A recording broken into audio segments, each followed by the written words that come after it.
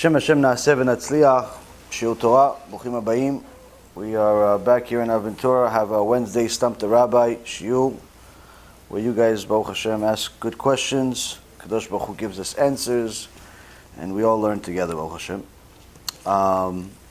The Shiur tonight, BeEzrat Hashem, will be for a refuah shlema for Yaakov ben Yafa. Kadosh Baruch Hu will give him refuah shlema, refuat nefesh, refuat guf, hatzlacha, in his surgery tomorrow. Also for Esther bat Tzipora, Dvorah bat Mercedes, David ben Esriya, Doris bat Jora, Rav Efraim ben Shulamit, Rabbanit Sarah bat Anat, Rabbanit Levana bat Sarah, Yitro ben Avraham, Talia bat Sarah, Michal bat Yael, Serach bat Batya, Batya bat Sarah, Orit bat Ilana, Stefan ben Katarina, Jonas ben Sherry Haley,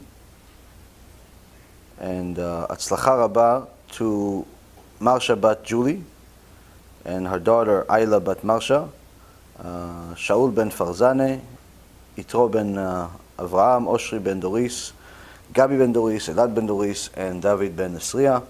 And all of Am Yisrael BeEzrat Hashem will have refuah shlema, refuat nefesh, refuat guf. Especially all of those wonderful neshamot that continue to help us do what we're doing. And I can never really thank people enough to care enough to do what they're doing. And whether you're donating $5 or $5,000 or whatever you're donating, people donate. It's very, very much appreciated, especially if it's something that's difficult for you to do. If somebody has $1 million and they donate $100, you still say thank you. But in Shamayim, they don't consider it very much. And the reason why is because it's below your means. When you bought a house that's above your means. When you started a business, your ambitions and goals were above what you would normally think. So your tzedakah should also be the same thing. But sometimes people have a very difficult time giving tzedakah because they work so hard for the money, they start feeling like they're making it. So when someone goes and donates money where it's a substantial amount of money, it's a 10% of what they make, whether it's out of a sale of a house or out of their salary, whatever it is, and they go out of their way to donate money, it's a very significant thing because you have to look at it. If you remember, we had a shiur a couple of years ago about gratitude.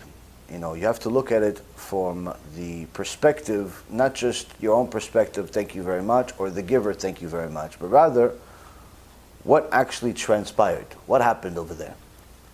Now, if you remember, a couple of years ago when we were still doing shiurim in Hollywood over there, my friend Asaf's house, we had a questions and answer series over there, and I asked you guys, if somebody gives you a pen, what do you say? If you're a normal person, you say thank you. Now, what are you saying thank you for?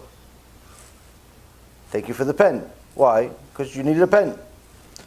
And what do we learn after that? If that's all you're saying thank you for, you're an ungrateful person. Why? Because the pen is the least of what he gave you. The least of what he gave you. Why? Because you have to look at it from a deeper perspective. You have something important to write. Important enough that you're going to go out of your way and ask somebody for a pen. Now let's just say, we're in a Torah lecture over here. So let's say you want to write a chidush. You just had a thought. You read the Parashat Shavua, Parashat Bereshit. You thought some interesting things and you want to write it down. Why? Because you can't rely on your memory. You forget this chidush, it's gone forever. So you want to write it down because the rabbi said 500,000 times to write it down, even though nobody shows up with a notebook anyway. Still, the rabbi said, so we pretend like we're going to listen. So anyway, you have a pen. You showed up with the notebook with no pen. Anyway, somebody said, listen, I have a pen. You want a pen? Here's a pen. Now, that pen is not just a pen. That pen is a validation that you existed that day. That pen is something that's going to help you for the rest of your life, even though you're only going to use it for a few moments. Why? Because you're going to write a chidush, you're going to write a new insight, you're going to write a new idea, and that idea now becomes eternal. That idea becomes part of your book that you're going to take up to Shamayim. That idea now becomes part of your life. Whether you're going to implement it in a business or you're going to implement it in your life or personal life, whatever it is, that idea now goes into eternity.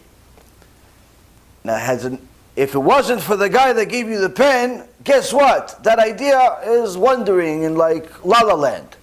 It's either going to go on the top of the shelf or it's going to fall into the sink and into the sewer and you're going to forget about it forever. So really, when you think about it, and this is just scratching the surface, if it wasn't for him giving you the pen, that whole idea would be gone. And whatever fruits were going to come out of that idea, whether that was going to be an additional world or two in your Olam HaBa, or there was going to be a new book you're going to write, or it's going to be a new business you're going to build, or it's going to be millions of dollars you're going to make, or it's going to be a new wife or husband you're going to meet, or it's going to be a different teachings or a shiur that's going to get you an infinity amount of mitzvot. 1.5 million different things are going to come out of this idea. If it wasn't for the pen, all of those go into the garbage. So when you only thank him for the pen, you're ungrateful. Why? Because you're only thinking of things on the surface. And that's a problem that we all have. So when someone goes out of their way and gives, you have to look at it in a way, well, hold on a second. This person, the money didn't fall into his pocket by itself. This person woke up early in the morning. He woke up at 5, 6 o'clock in the morning like a champion that he is, to go pray, make sure that he prays before he goes to work. Then he went to work, got to work at 7, 8 o'clock in the morning, broke his head the whole day dealing with customers, with bosses, with complaints, with the government, with the compliance officer, with all types of people that he really would rather not deal with, but he has to if he wants to get the money. And he worked, and sometimes he hurt himself, and sometimes he got annoyed, and sometimes he got offended, and sometimes she did this, and sometimes she did that. But the bottom line is they showed up to work, and they did a bunch of different things they want to do, and a bunch of different things they don't want to do. And more times than not, it's what you don't want to do, but you still do it because you have to do it, because you got to get the money. Why you got to get the money? So you could actually eat, and you could live, and you could have food for your kid, and you could have a house, and a roof, and so on and so forth. But that's not really the only reason. Why? Because now after he did all of those things, he also remembered that aside from my house, and aside from the car, and aside from my kids, and aside from all those different things, I also got to take a few dollars and give it for the sake of Torah. Give it for the sake of publicizing the Torah. If a person toiled so hard, you think about it, the guy worked 8, 10, 15 hours a day the whole week just to get a little check at the end of the week, or a big check, whatever it may be. And he actually, after working all of those hours, 40, 50, 60 hours during the week, he still decided to give me 10%. That means he just gave me 5 hours of his life. For what? So I can do mitzvot for him. That's an important person. That's a person you got to say thank you to. Why? Because that person toiled for it. Now if the person got it as a gift, his grandfather just gave him an inheritance of $1 million and he gave $100,000. Yeah, you should also say thank you. It's not the same level of thank you, because he didn't toil for it, but perhaps it could even be a higher level of thank you or lower, depending on his yetzirah.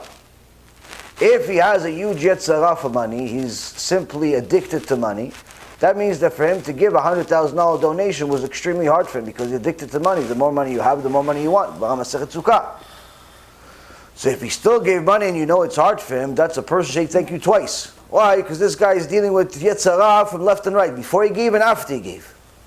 But if the person is just a splurger, he just gives, doesn't really care who, what, when, and how, it's hard to give him that much credit. The Baal Shem Tov Alav Shalom, one time on Yom Kippur, they were waiting for the Rav to start the tefillah. But the Rav didn't start. And they're waiting, and they're waiting, and they're waiting. Nothing. No. Yom Kippur is not like you could just pick whenever you feel like it. You had certain prayers to do, a certain amount of time, waiting for the Rav. But he's waiting. And then you can't tell, hey, Rabbi, you maybe forgot Yom Kippur. You can't say that. You just got to sit there and wait. Eventually the Rav says, does anybody know this rich goy named such and such? One of the guys says, yeah, I know that guy. That guy is crazy. Tell me about him. All of a sudden, the Baal Shem Tov cares about some goy, rich goy, nasty person that he was, that you find out after what he did. What do you care about him all of a sudden, before Yom Kippur? He says, the guy has a ton of money. He's very, very nasty. He insults everyone. Okay, what else can you tell me about him? Well, he's married 3 times already. He has this amount of kids. Okay, what else can you tell me about him? He says, well, he gives a lot of money in different things. Oh, where does he give? Where does he spend his money? He says, Rabbi, you want to know the truth? The most money that he spends is his dog. The Baal Shem Tov says, oh HaShem. Praise, looks at Hashem, prays for the 2 seconds. Okay, now we can start. Start. Called Nidre, everything else. The whole prayer, Yom Kippur, Keilah Shlema, whole Keilah is waiting for the Baal Shem Tov HaKadosh to start prayer, and all of a sudden he cares about some goy, rich, nasty person. And he's only going to start now that he knows this information. So of course, the Talmidim, after the prayer was over, they asked, Kvod Harav, teach us, please. Why did we wait so long? And then finally, the Rav asked us about some goy that lives around here. For what? Why does the Rav care about this person? The Baal Shem Tov HaKadosh says, I saw, meaning Beruach HaKodesh, I saw that no matter what we're going to do, there was already a decree in Shamayim of bad things are going to happen. I already saw HaKadosh Baruch Hu is not happy with us at all. And those are bad things are going to happen. You could pray until you're blue in the face. You can fast 3 days, not 1. Nothing was going to happen.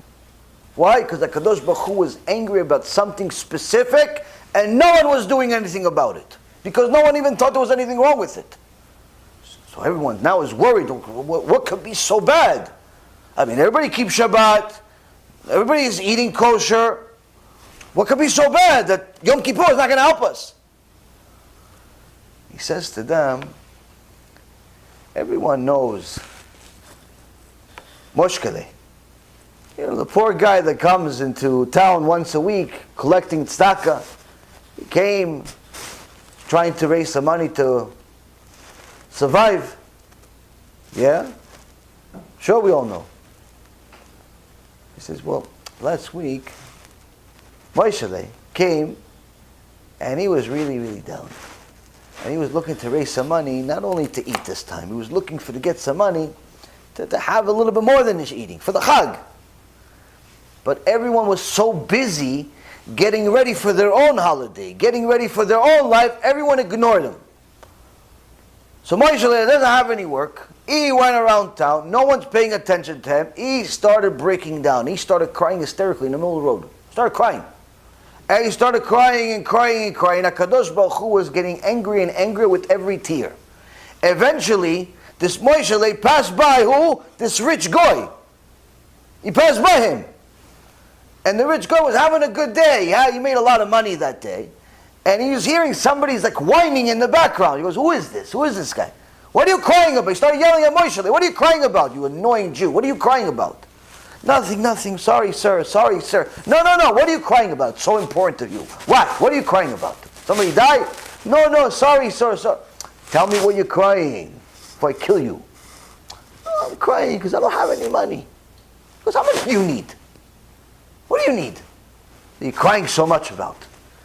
100 rubles. I could survive for the holiday. The guy was so annoyed that he was ruining his day, his sunshine. He took out 1,000. He goes, here's 1,000. Get out of my face. Stop crying. Moshe was so happy. He just got 1,000 rubles. He gave him every blessing under the sun. Oh, may Hashem bless you, and do this, and this, that. And he went, all of a sudden, the frown turned into a smile. And he went home happy, and he had a lot more money than he's had in many years.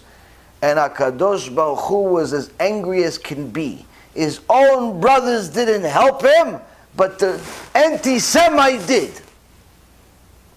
So now I see in Shamayim, the Baal Shem Tov says, I see in Shamayim, there's a kitrug, there's a case against us. And we can pray until we're blue in the face and it's not going to help. Why? Because Moshe, he's not thanking Hashem for us right now. So I'm thinking to myself, what could I say to Hashem? I said to Hashem, listen, they missed it, they were busy, there was this, nothing. So then I asked you, tell me about this guy a little bit. And when you told me he spends a lot of money on his dog, I said to HaKadosh Baruch Hu, Ishtabach Shimo La'ad, you always leave us a little opening. You always leave us a little opening in the back to get away with murder sometimes. HaKadosh Baruch Hu, you're so merciful. Thank you very much for sending this guy who knows about this guy's dog, because the reality is, HaKadosh Baruch Hu, you cannot give this guy any credit. He spends $30,000 a month on his dog. So for him to give $1,000 to your son, what's the big deal? He gave his dog more money. When I said that, HaKadosh Baruch Hu says, you're right. Okay, he doesn't get any credit. Now you can stop praying. You see, Rabotai Yekarim, sometimes we're so busy with our own life that we forget the world around us. So when somebody remembers the world around them, needless to say, somebody cares enough about their brothers and sisters eating, their brothers and sisters going to Gan Eden, it's a very big deal. Now, the biggest issue that we have, aside from the ignorance of the world today, is the fact that there is a misunderstanding of a lot of different things in the Torah due to this ignorance, but also this misteachings, and also a misunderstanding of where we stand in comparison to our forefathers, in comparison to our grandparents even. The Gemara in Masechet Chagiga, on page 27a, but also in Masechet Brachot and Masechet Eruvin, it mentions the same thing a few times, where it says, Talmidei Chachamim en ur shel gehenom sholetet bahen. The Talmidei Chachamim, Torah scholars, even the fire of Gehenom does not rule over them. Why? Because the Gemara says, Talmidei Chachamim, Kol Gufanesh, they themselves, because they have so much Torah in them, Torah is fire, it's a spiritual fire. That spiritual fire of the Torah is more significant than the fire of Gehenom. So they can walk around Gehenom, nothing's going to happen to them. But then, there is something that, this is very easy to understand. But then there's the part that people are confused about. It's mentioned in those three Gemarot that I mentioned to you. Chaya, Brachot, and Eruvin. Amar Resh Lakish, En ur shel gehenom sholetet בפושעי ישראל. קל וחומר ממזבח הזהב. Resh Lakish, the ultimate Baal TeShuva, says a Gemara that if you only read this Gemara, you become a heretic. The fire of Gehenom does not rule even of the sinners of Israel.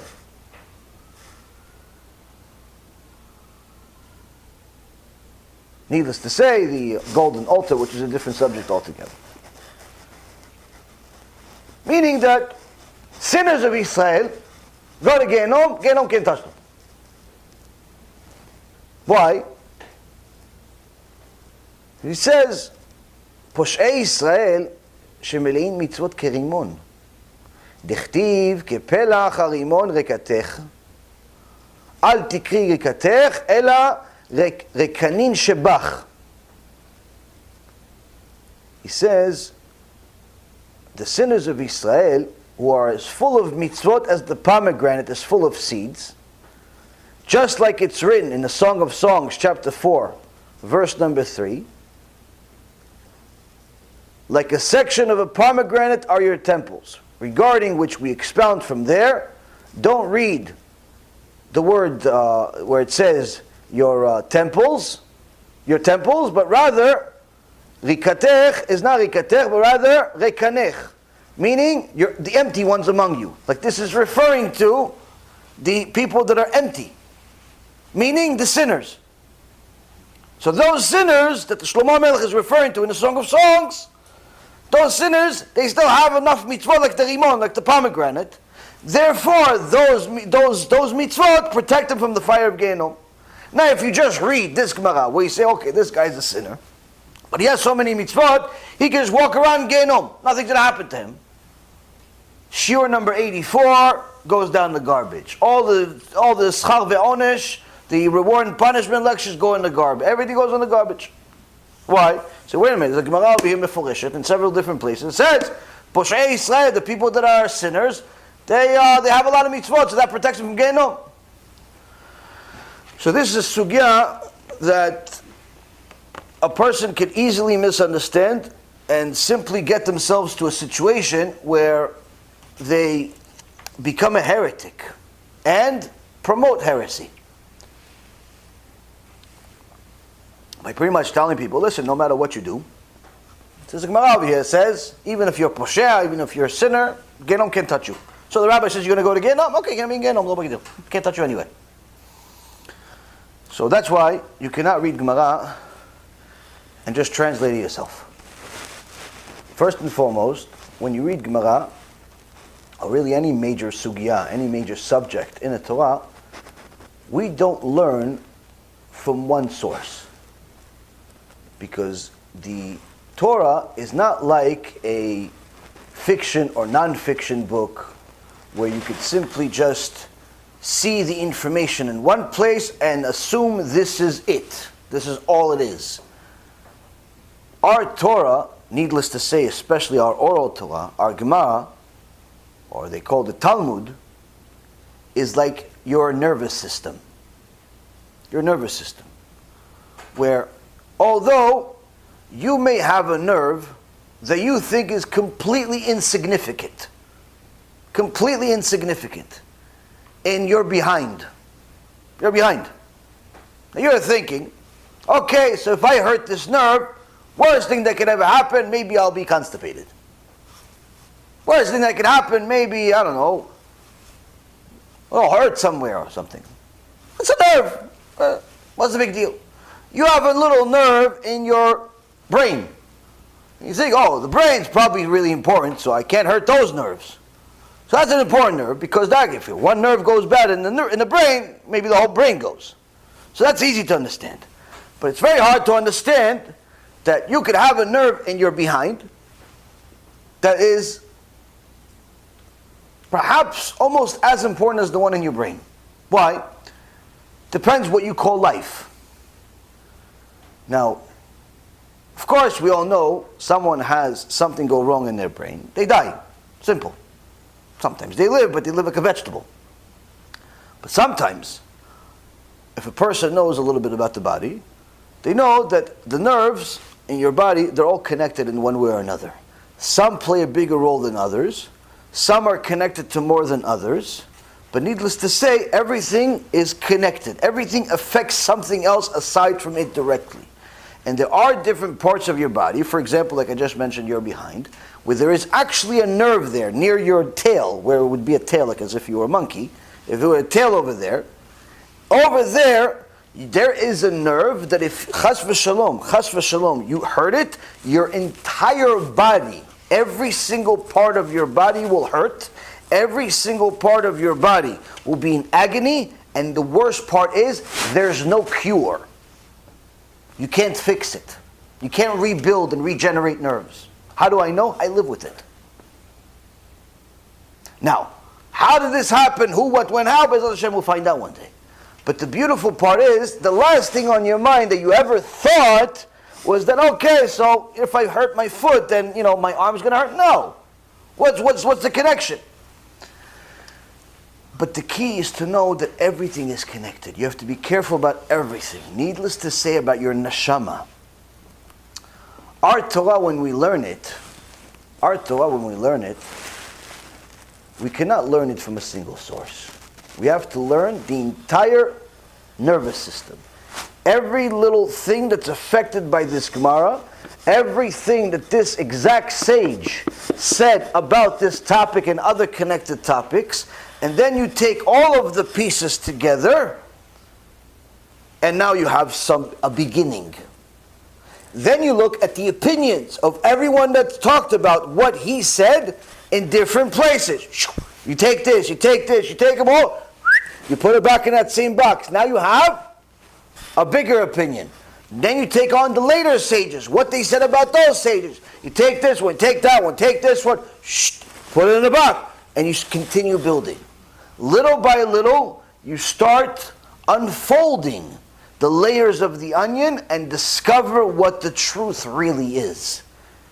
And each and every level, you discover how far you were when you first read that sentence that said, whatever it is that said, and for example today, that everyone that's a sinner, they have so many mitzvot, they can walk around Gehenom and not be hurt. Now this very same Resh Lakish, in different Gemarot, talks about Gehenom being a horrific place, the fire there being 60 times what it is here, but that's even on the lowest level of Gehenom. And he talks about how there are certain Pushim, and it's different levels of Pushim in the Gemara Masechet Rosh Hashanah and other places. And little by little we start saying, wait a minute, over here you said a person that goes to Gehenom for not putting on tefillin, he doesn't want to put on tefillin. That's called a chet baguf. That's a sin in the body. Sin in the body. So you figure, okay, if this guy stole money, he's a bad guy. But if he didn't put on tefillin, he's still a good guy, just didn't put on tefillin in his life. He didn't want to do it. Like Maz says, if he stole money, he owes double. If he gets caught, he owes double. If he doesn't get caught, he just hands it, he wants to give it back himself, he has to give back the same amount. But if he doesn't put on tefillin during his life, the Gemara in Masechet Rosh Hashanah says he goes to Gehenom and he doesn't end. It doesn't end. Meaning he's not a bad guy. He's doomed. Now you're going to say, wait a minute, isn't that too harsh? Okay, go argue with HaKadosh Baruch Hu. Ask him, what does he think about your opinion? Ask him, what do you think about your opinion? Let me know what he said to you. Let me know what he said to you in your next reincarnation, if you can remember. After all the fires, it's kind of hard to remember what he said. People just assume, no, this doesn't make sense to me, therefore, who cares about your opinion? HaKadosh Baruch Hu says, this tefillin is a big deal. Much worse to violate this than to steal. Does it make sense to you? No. Who cares if it makes sense? That's Torah. If you're going to try to make sense of everything, you're never going to be religious. You're never going to be a shomer Torah mitzvot. You're never going to have yirat shamayim. Why? Because a lot depends on further study. Meaning that unless you have a certain amount of emunah and bitachon in Hashem by default, without knowing who, what, when, and how, you're never going to be convinced to continue your further study to find the real truth. You're going to just simply assume, since I don't agree with it now, surely I'm not going to agree with it later.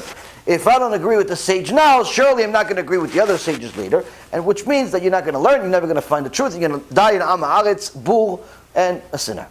And think, no, but I'm going to Gan Eden, because the Gemara said it. No, you misunderstood the Gemara. You misunderstood the Gemara. Same sage talks about Gehenom for something that we would think is a minor sin. So if putting on tefillin is not a minor sin, then who are these sinners that he's talking about that can still go to Gehenom and be okay? That have a lot of mitzvot. So since we said a story about the Baal Shem Tov, we'll go with another story. The Baal Shem Tov, Alav Shalom, he had a unique ways of teaching his students different things. And one day, he told his students, you need to learn how to eat for Shem Shamayim. You need to learn how to eat for the sake of heaven. Now, we've all learned the concept of you need to learn Torah for the sake of heaven, meaning not to become a rabbi, not to become a famous speaker, not to tell people you know more than them, but rather for the sake of heaven just because it's a mitzvah. So to learn Torah for the sake of heaven, that we understand. But to eat for the sake of heaven, what? I do 2 brachot instead of 1? I'm already doing brachot. It's not enough? No. You have to eat for the sake of heaven. How can we learn how to eat? He goes, go to the village, find out person, Moishele. Go to his house, ask him to host you for a few days, and you'll learn. So the Talmidim go into the village, and they ask, anybody know who Moishele is? The Rebbe says, what do you want with Moishele? Why would you even want to, what do you have with Moishele? He goes, no, you need to meet him. The rabbi sent us. He goes, he lives in that house. I mean, go, suit yourself. So, they went to the house, they knock on the door, they see a big guy. One of those people like he looked like he ate a couple of people. Like one of those people. Answer the door, say, hello, how can I help you? Oh, listen, we're just here in town and we're wondering if you maybe could host us, we could stay by you. So yeah, come, have a seat. I'm just about to eat, so you can join me. Okay. So, they sit down and they see a feast. A feast on the table. Enough for 50 people. But he is by himself. And he has a feast. He says, yeah, you can have some if you want. So he gives each one a normal sized plate. And he has an entire turkey. And he has steak. And he has chulet. And he has spaghetti. And he's got this. He's got all types of things. And they're looking like, who else is coming here?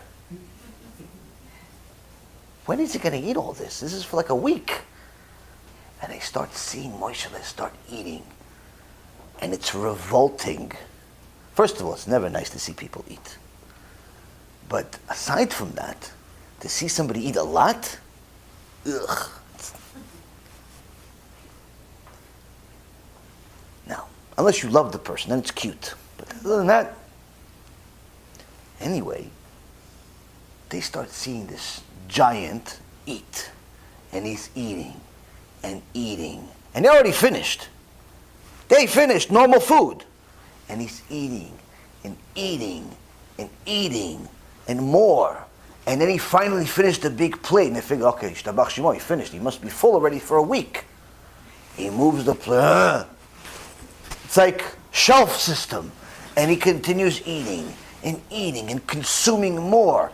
And you're like, Ribono Shel Olam, how does his stomach fit all of this? He's a big guy, but it just seems like he just doubled his weight. How? Finally, 2 hours he's eating lunch. 2 hours. But not 2 hours because there's a nice conversation going, a few chidushim here and there. Nothing. Eating for 2 hours straight. After 2 hours, they want to vomit already, but what are you going to do? They have to be there. They're still trying to figure out. Maybe the Baal Shem Tov sent us to the wrong address? What can we learn from this behemah, this animal? Okay, listen, we got to pray. You guys pray? Yeah, we pray. And they're thinking to themselves, pray that we get out of here as soon as possible. Okay, we pray. Okay, we go pray. They go pray. As soon as the prayer is finished, okay, yalla guys, we finished prayer. We got dinner. What? What do you mean? Gotta eat. Dinner. My wife ate dinner. I'm thinking, what? They get to the house. Only a couple hours have passed. There's food, bigger than the last serving. And for 2 more hours he's eating. 2 more hours he's eating. Now, they look around the house, there's no books.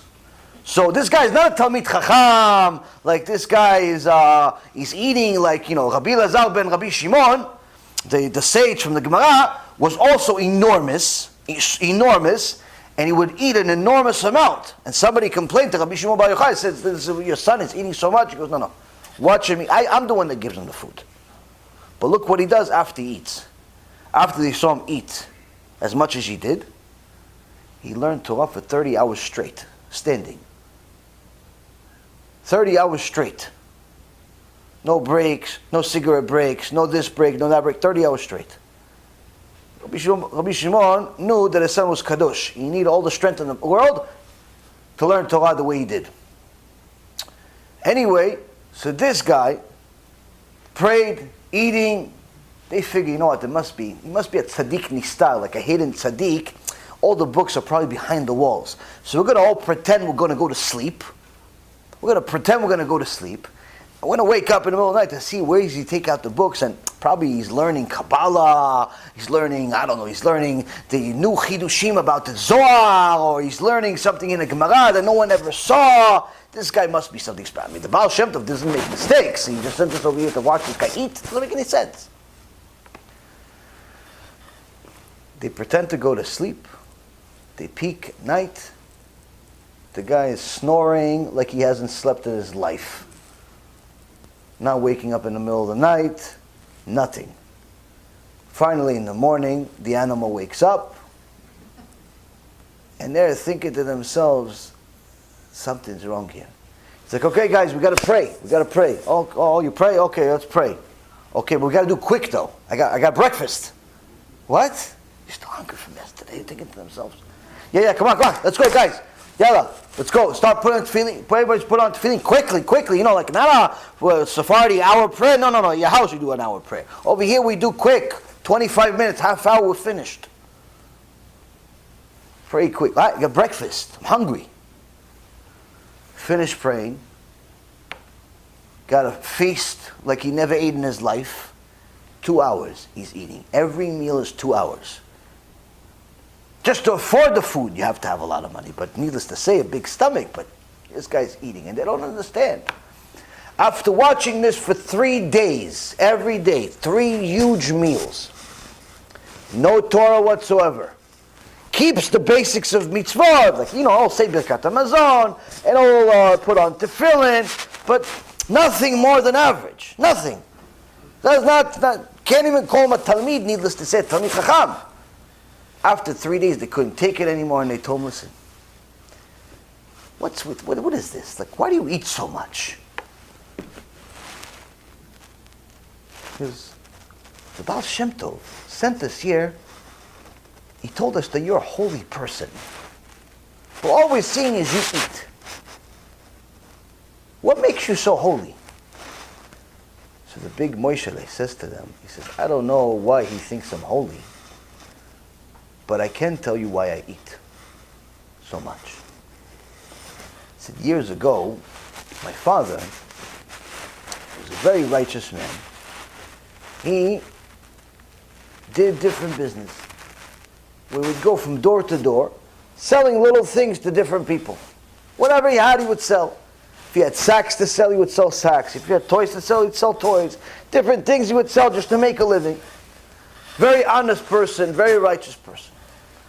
One day, he knocked on a door, and a group of Christians opened the door and said, who are you? And they see a Jew in front of them. And say, did you ever hear about Yoshke? Did you ever hear about this? Isaiah 53, Daniel 9, all this nonsense that they do for the same thing for hundreds of years. The trick hasn't changed. And he says to them, yeah, I know about all that nonsense that you teach. I'm not interested. No, but don't you know about Yoshke? He said, yeah, I know. Imach shimo v'zichro, he tells them. May his name be blotted out. Because that's what he knows. The rabbi says, you mentioned Yoshke's name, you have to insult it. Gemara says, it's a mitzvah from the Torah to make fun of idol worship. So he's fulfilling a mitzvah, telling them to their face, Imach shimo v'zichro, this Yoshke of yours. Now they got angry. Like, what? They grabbed them, and they said, listen, if you don't now convert to Christianity, we're going to burn you alive. In front of your family, we're going to burn you. He says, I'm never converting. They tied him up, and they burned him alive. Burned him alive. And the kid, the Moshe, now today, he says, I saw the whole thing. And I said to myself, my Abba died on Kiddush Hashem. My Abba died on Kiddush Hashem, but he was such a little guy. It took 5 minutes for him to die. 5 minutes, the whole body was consumed. You know what I'm going to do? I'm going to eat so much, so when these Reshaim, these missionaries come to me one day, I'm going to be so big and so fat, it's going to take hours to burn my body so I can fulfill the mitzvah even longer. And he says to them, every day, I eat as much as I can, and I also pray for them to come to me and tell me to die for the sake of Hashem. The Talmidim of the Baal Shem Tov says, now we know why you're Kadosh. Now we know why you're Kadosh. In the past generations, Rabotai Yekarim, our grandparents, even if they weren't Talmidei Chachamim, many of them were still Kedoshim. Why? Because maybe they didn't have all of the Torah knowledge that perhaps some of the scholars did. But many of them had fantastic character traits. A huge amount of emunah in Hashem, despite the difficulties that they would deal with, regardless of whether they were in Russia or in the Middle East somewhere. And even more than anything else, a dedication to Hashem. A unrelenting dedication to Hashem. In their own small way, where they kept certain things, where they knew certain things, and they stuck to them no matter what. I know my own grandfather, Saba Gibli, Alav Shalom. He wasn't a big Talmid Chacham, but he knew basic things that most Jews today don't know. He knew that you have to sleep on your left side when you go to sleep as a man. You start the night sleeping on the left, after it's not comfortable, you switch to the right, but he knew that. He knew that in business, there is no such thing as being dishonest. He knew that stealing or taking anything that doesn't belong to you, it's not a question. He knew that the life of another person is precious, even if that life is no more, meaning even if it's just body parts. And he would take different people that died from explosions from the war that was in Tripoli and different places. He would take the body parts, he would take them together, and he would bury them. My mom, God bless her, she, as a little girl, she would ask my grandfather, said, Saba, aren't you scared? Take all these bodies all the time and bury them. He would bury them for free. It's not like what he did for a living. Take body parts, clean up all the mess. Every day would come home full of blood. He said, Abba, aren't you scared of being in a cemetery in the middle of the night? Because he would tell them stories about all the different things that he would see. Things not of this world. He says to them, no, I see all of them in my hand. Anytime I look at my hand, I see all the people that I buried in my hand. He says to them, Abba, aren't you scared? He says, Binchi, my daughter, you don't need to be scared of people that are not here. You need to be scared of the people that are here. Because they could hurt you. So my dear grandfather, God bless him, and may this be for his Ilu Nishma, he wasn't a big Talmid Chacham, but he knew basics. And his mitzvot were enormous. One of the richest men in Tripoli came up to him one time when there was not enough money to buy an egg, and told him, listen, I heard that you're doing all of this, you're burying the bodies of all the people that are dying and so on, and people were dying by the dozens. I'm willing to give you any amount of money for this mitzvah. Now this was a time where it's life and death. He says to him, are you out of your mind? I'm going to sell my mitzvah?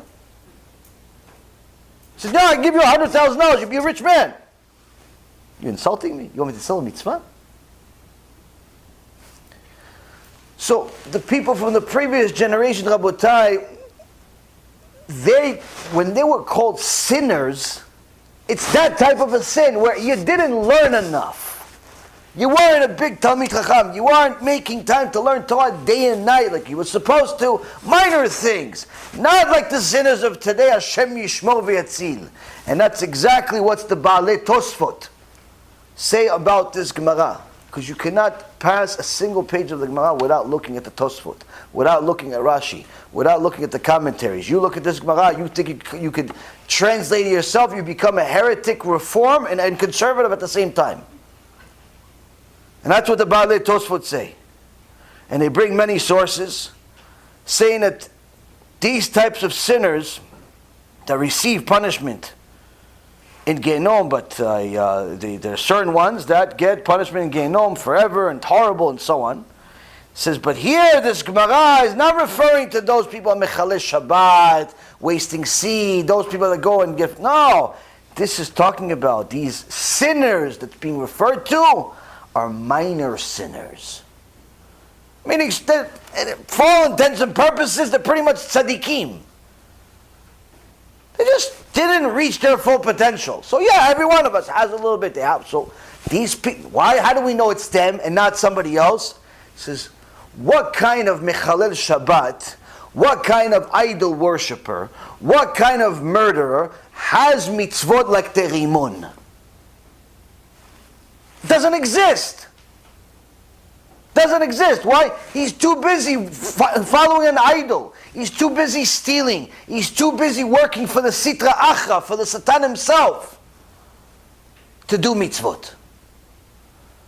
The sinners that we're talking about here in the Gemara is minor sinners. And you could also look at the Sfat Emet, who talks about this again, concurs with this, and all of the Chachamim that discuss this particular topic. But the reality is, Rabotai, is that we need to know the type of grandparents that we all have are very, very different than the people that we have in the world today. Just today, somebody told me, knew Baal Tshuva, Baruch Hashem, never even knew what Judaism was. Knew that he was Jewish, but never knew anything about Judaism. Never read the Tanakh, never read the Chumash, never prayed in his life. Nothing. Nothing. Baruch Hashem, over the last 6 or 8 months or so, is serious tshuva, 100%. Tzat Hashem, he's going to a yeshiva soon to take a few months off of work, to go learn for a few months. Serious guy. He goes to prayer. I wish I would pray like him. Why? He cries every time he prays. Every time he prays. You do Birkat HaMazon, you can't wait to finish. He does Birkat HaMazon, starts crying hysterical. Why? He says, wow, Hashem gave me food. Can you believe Hashem gave me food? Even though I didn't even pay attention to him for 30 years. And he gave me food anyway. And he starts thinking about it, like, mamash, like, unbelievable. The neshama, once it was like sparked up, that's it. Everything's like, everything is easy. So now, he didn't know anything about anything.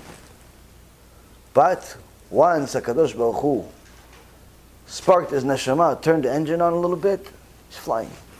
Flying.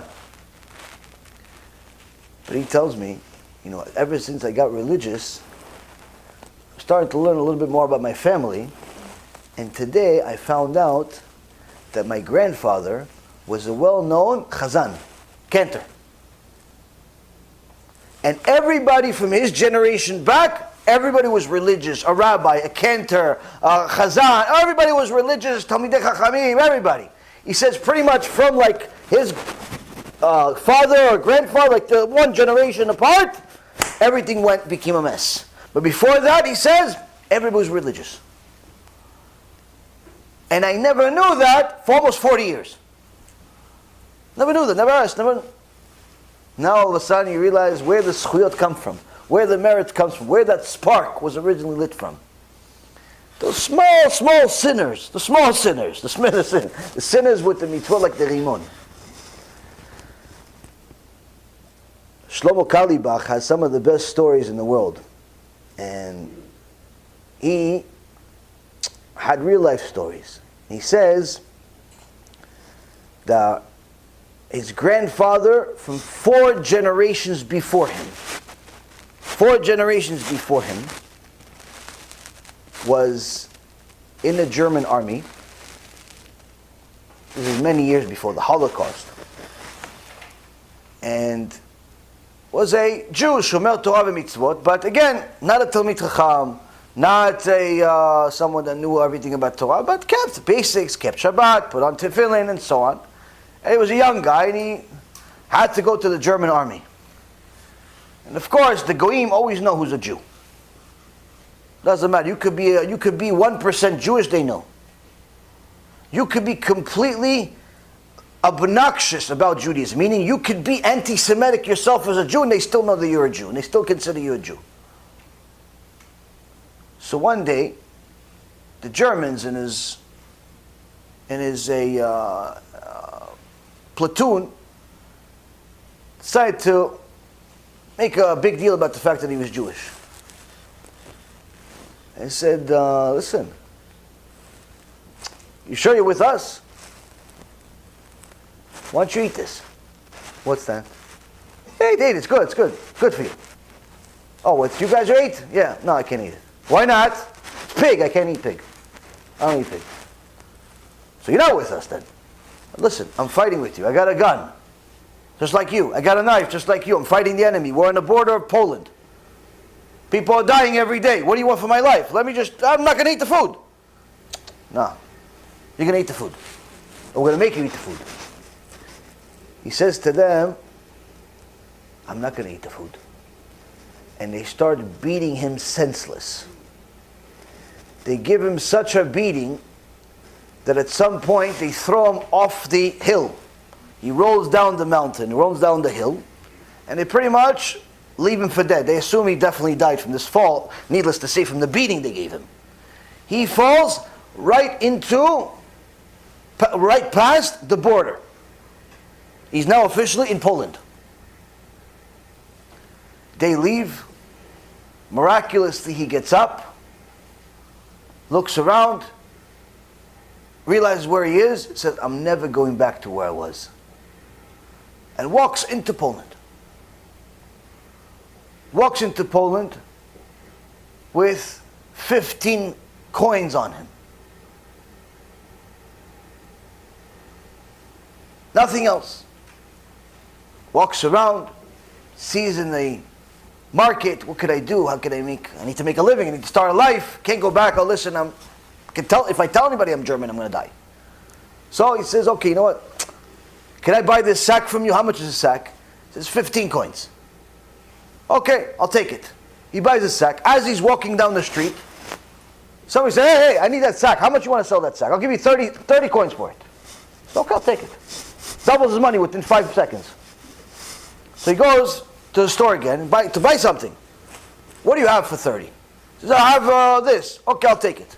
He buys it. As he's walking down the road, says, hey, you. What do you have? Well, I'll pay you 60 for it. Sure, okay. Within 2 months, he became a multi-millionaire. Everything he buys, he doubles the money within moments. Unbelievable. Shortly later, after he settled down, millionaire, blessing from Shamayim for his mesirut nefesh, for this mitzvah of not eating pig. Now, Shlomo Kalibach says, my grandfather didn't know. He didn't know a lot about Torah. Why? He didn't know that he didn't have to die for not eating pig. He could have actually eaten the pig, actually. If those people were trying to kill him, he was allowed to eat the pig.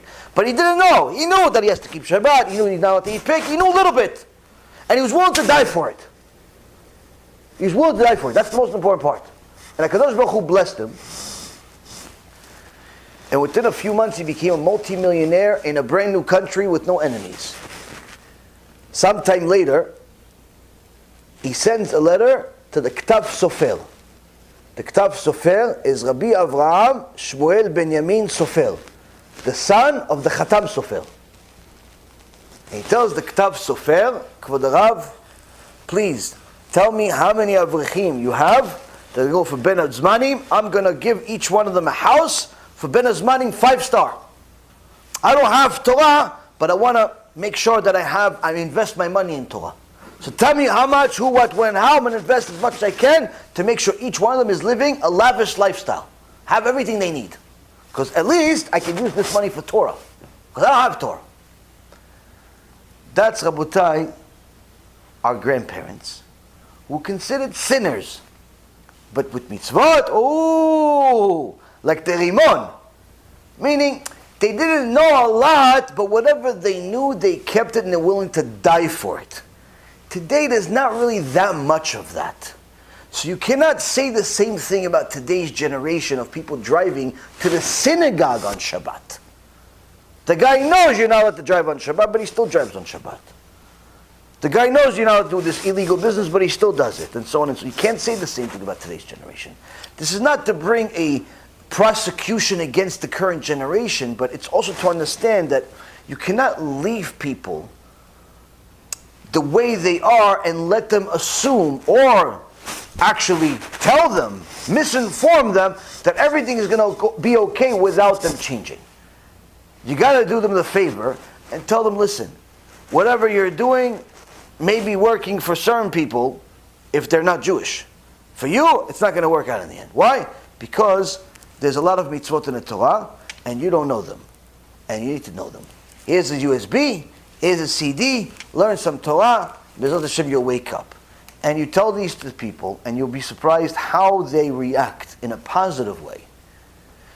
Because no one cares enough about them to tell them the truth many times, especially if they're successful when it comes to money.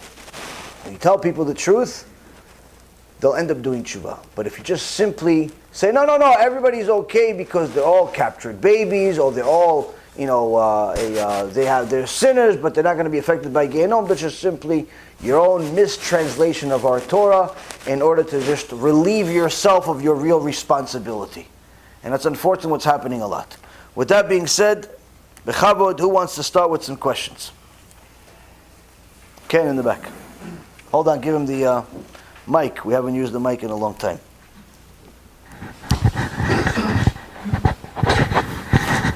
Shalom. What are what's the explanation for the interchangeable words tachtav and bimkomo? What do you mean? So in the Akedah, Avraham put the animal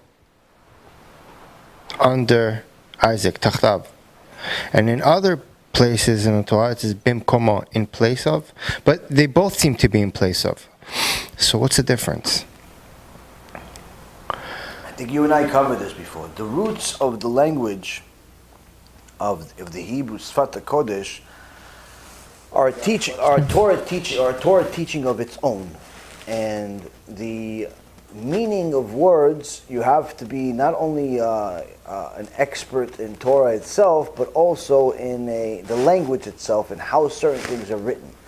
Because the Torah is not written like, for example, a novel or some type of rule book, but rather each and every single letter carries a specific meaning in addition to the base of the word. Meaning, you could have the same exact word, but if it's placed in the beginning of the sentence with an extra vav, meaning it adds a and, versus the same exact word is 3 words down the road. It's the same sentence.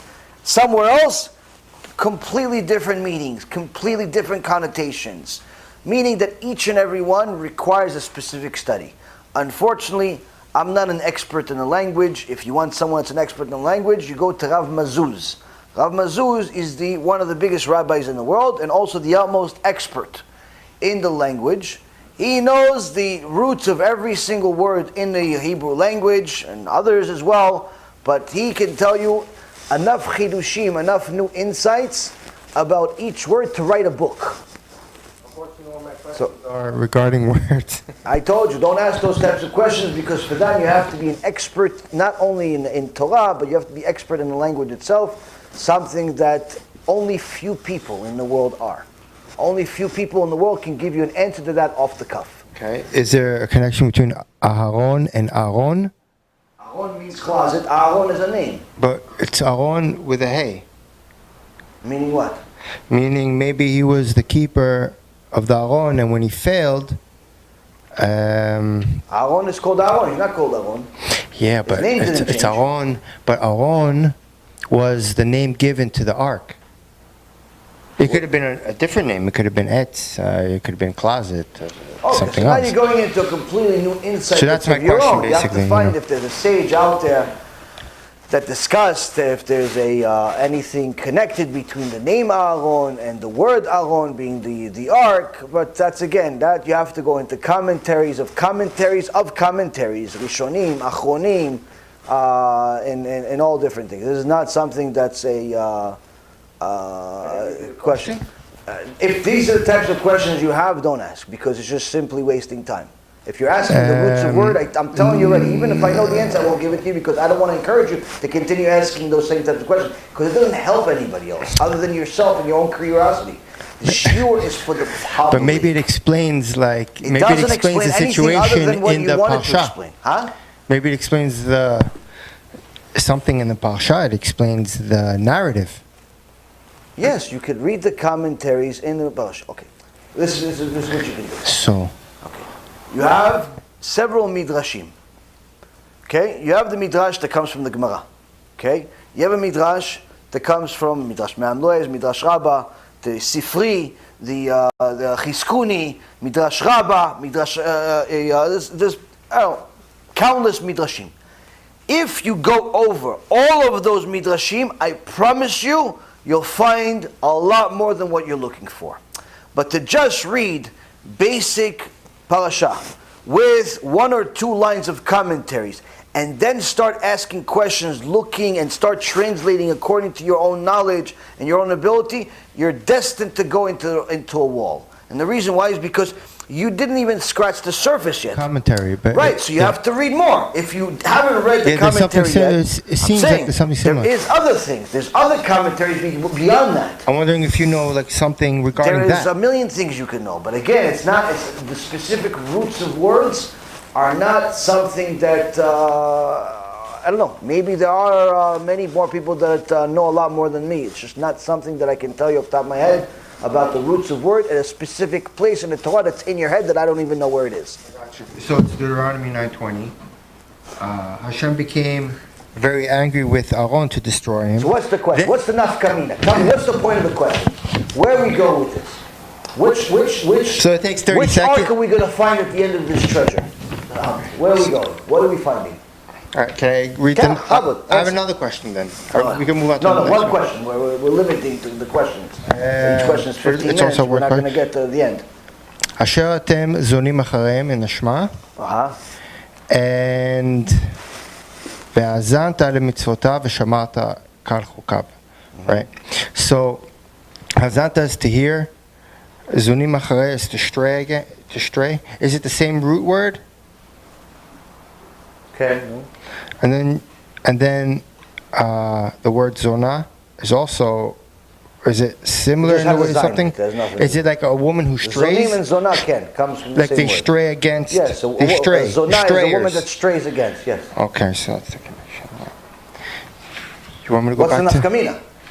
I just want to know because one is very negative, Ve'azanta is very positive, but straying to the mitzvot. So I just wanted to understand the words because. Said that, but I told you. When you're reading, you have to understand the words. Otherwise, you don't know what you're reading. There's a time and a place to understand the word. It's not a. There are specific, like I said, there are specific books. I'm sure there are specific websites too that can give you the root of every single word in the Tanakh, and you can go and have a good time with it. I don't think it's going to help you get to where you want to be. But it's definitely stimulating mentally.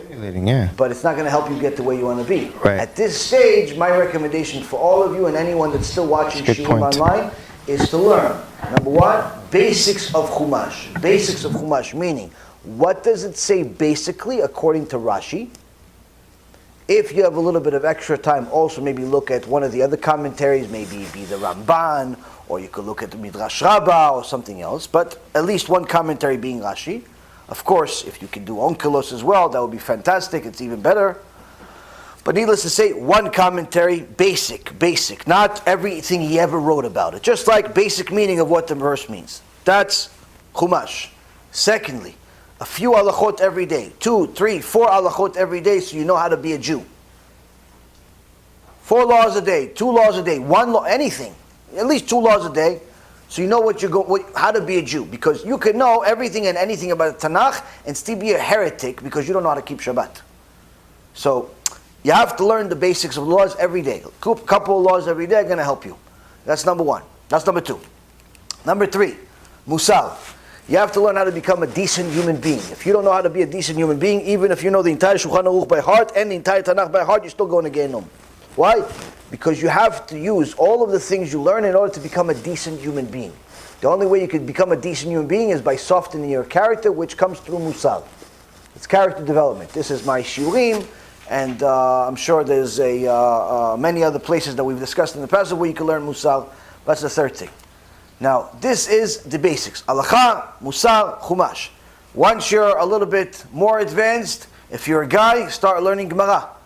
Learn a little bit of Gemara. Why? That teaches you how to think like a Jew. You may not understand a single word that you're reading in your Gemara for a while.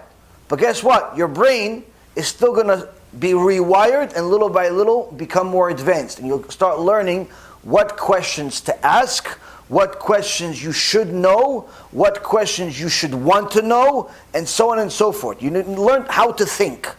How to think. Because you don't have that naturally. People don't have that naturally of how to think. So, Gemara teaches you how to think.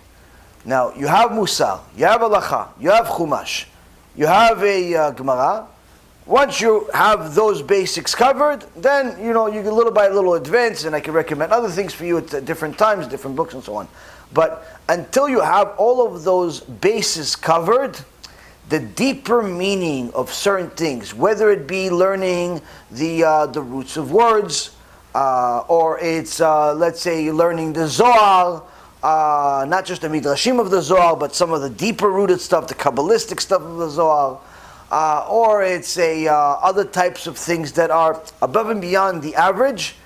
If you don't know the basics and you do all of that, you're simply wasting your time.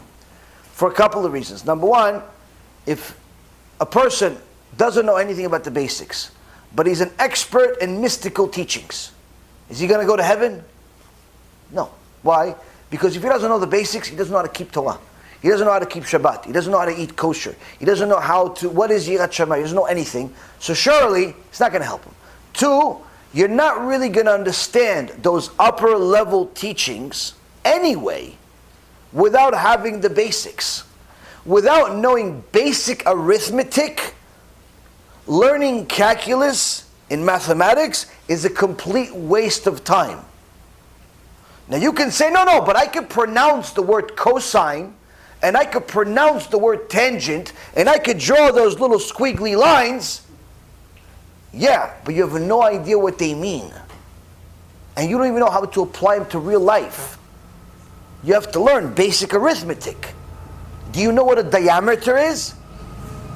What is that, a special word, a code word in Kabbalah? No, it's in mathematics. You have to learn what a diameter is, and you have to know what a pi, and all these different things. Once you know the basics, then little by little, 1, 2, 3, you go up a grade, and you go up to calculus if you want.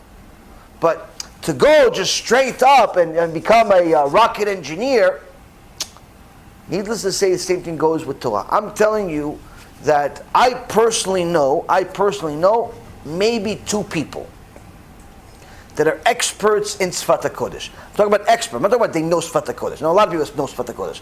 Experts in Sfat HaKodesh. It is a unique teaching of its own. It's perhaps the most difficult because how intricate the nuances are. But those people are even much higher experts in the rest of the foundation of the Torah. Why? Because you need to know the rest of the foundation of the Torah in order to know what to look for, where to look for. So although it is very interesting to find intricate things about words, and sometimes I'll use it in lectures, and sometimes he'll have fantastic questions that he brings that I actually learned from the question itself about certain words, I still do not recommend, and my own rabbi told me, I don't recommend you spend too much time analyzing the words because you don't have the luxury of as much time as you want. You're not a little yeshiva bachur that goes to school at 8 o'clock in the morning and you study till 8 o'clock at night and you can pretty much do whatever you want. You don't have that luxury. You probably have on the average an hour, 2 hours, 3 hours, 4 hours max to learn a day. Max. And that's already cutting it. It's a lot. You don't have that much time. And you're not starting at 10 years old, 8 years old, 6 years old. You're starting at 30, 40, 50 years old. You got to get as much of the basics into your system as possible, as soon as possible. Once you have that, you'll have the siyata d'ishmaya to learn a lot of other things faster.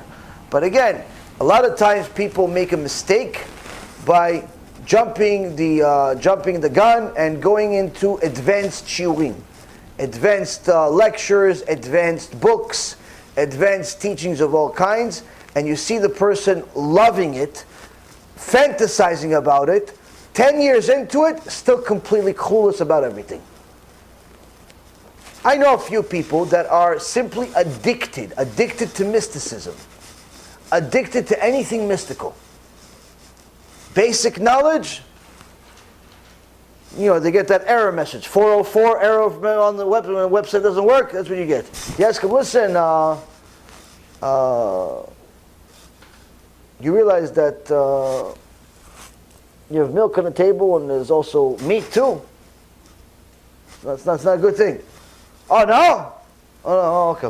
Well, listen, what about that new Kabbalistic teaching? What do you mean Kabbalistic? Just meat and milk is on the table right now. And you're worrying about Kabbalistic teachings? A lot of people like that. There's unfortunately some people, I know a few people that are addicted to it. It's a sad reality because they want to delve into things that are beyond them, and the truth be told is that they don't even understand what they're doing. They don't understand what they're doing, but they want to skip. There's not much you can do. There's not much you can do. You can tell people certain things, don't do this, do that.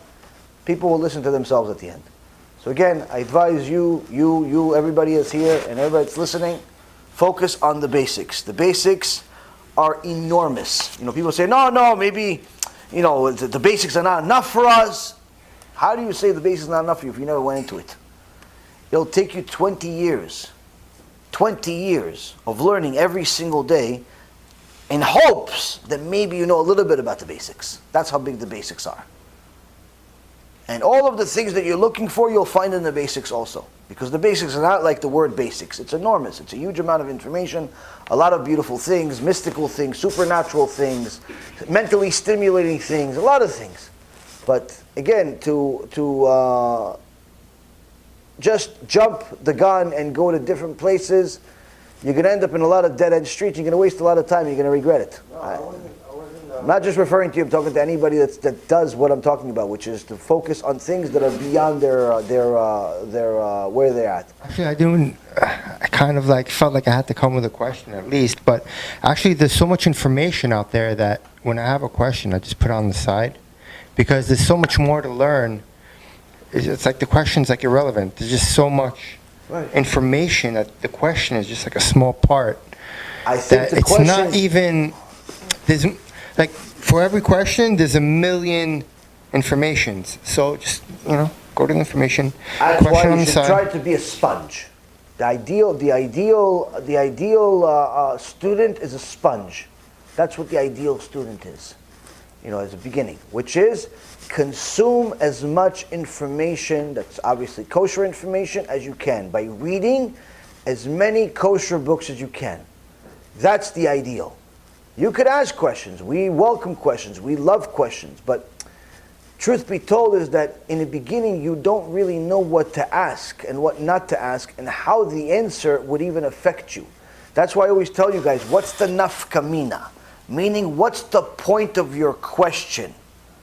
Now, I'm not trying to insult you. I'm not trying to tell you that you're wasting your time or my time, chas v'shalom. What I'm trying to tell you is that the way that you're supposed to ask a question is that it has to have a purpose. Meaning, if I'm going to ask you a question, that means that your answer, whatever it may be, will affect my life. I'm not just digging for information because it's mentally stimulating. I'm not just digging for information because I just want to know what Moses' mother's name was. If I don't have any reason to want to know her name, to need to know her name, I'm not going to ask that question because I'm just taking up brain space unnecessarily. I'm taking up time in the world unnecessarily, which means you need to ask questions that will affect your life. So, the way you got to look at question is this. Okay, I have 500 questions in my head. 490 of them will not affect my life. They're interesting. They're mentally stimulating, perhaps. But they won't affect my life. And the sages teach us time and time again, such as the Gaon Vilna and others, that if your learning does not affect your life and improve your character traits, it's not Torah. It's not good. So, if 490 out of 500 questions that I have in my head will not affect my life, guess what? I'm not going to ask them until I get all of the answers of the first 10. Not saying I'm never going to ask them, period.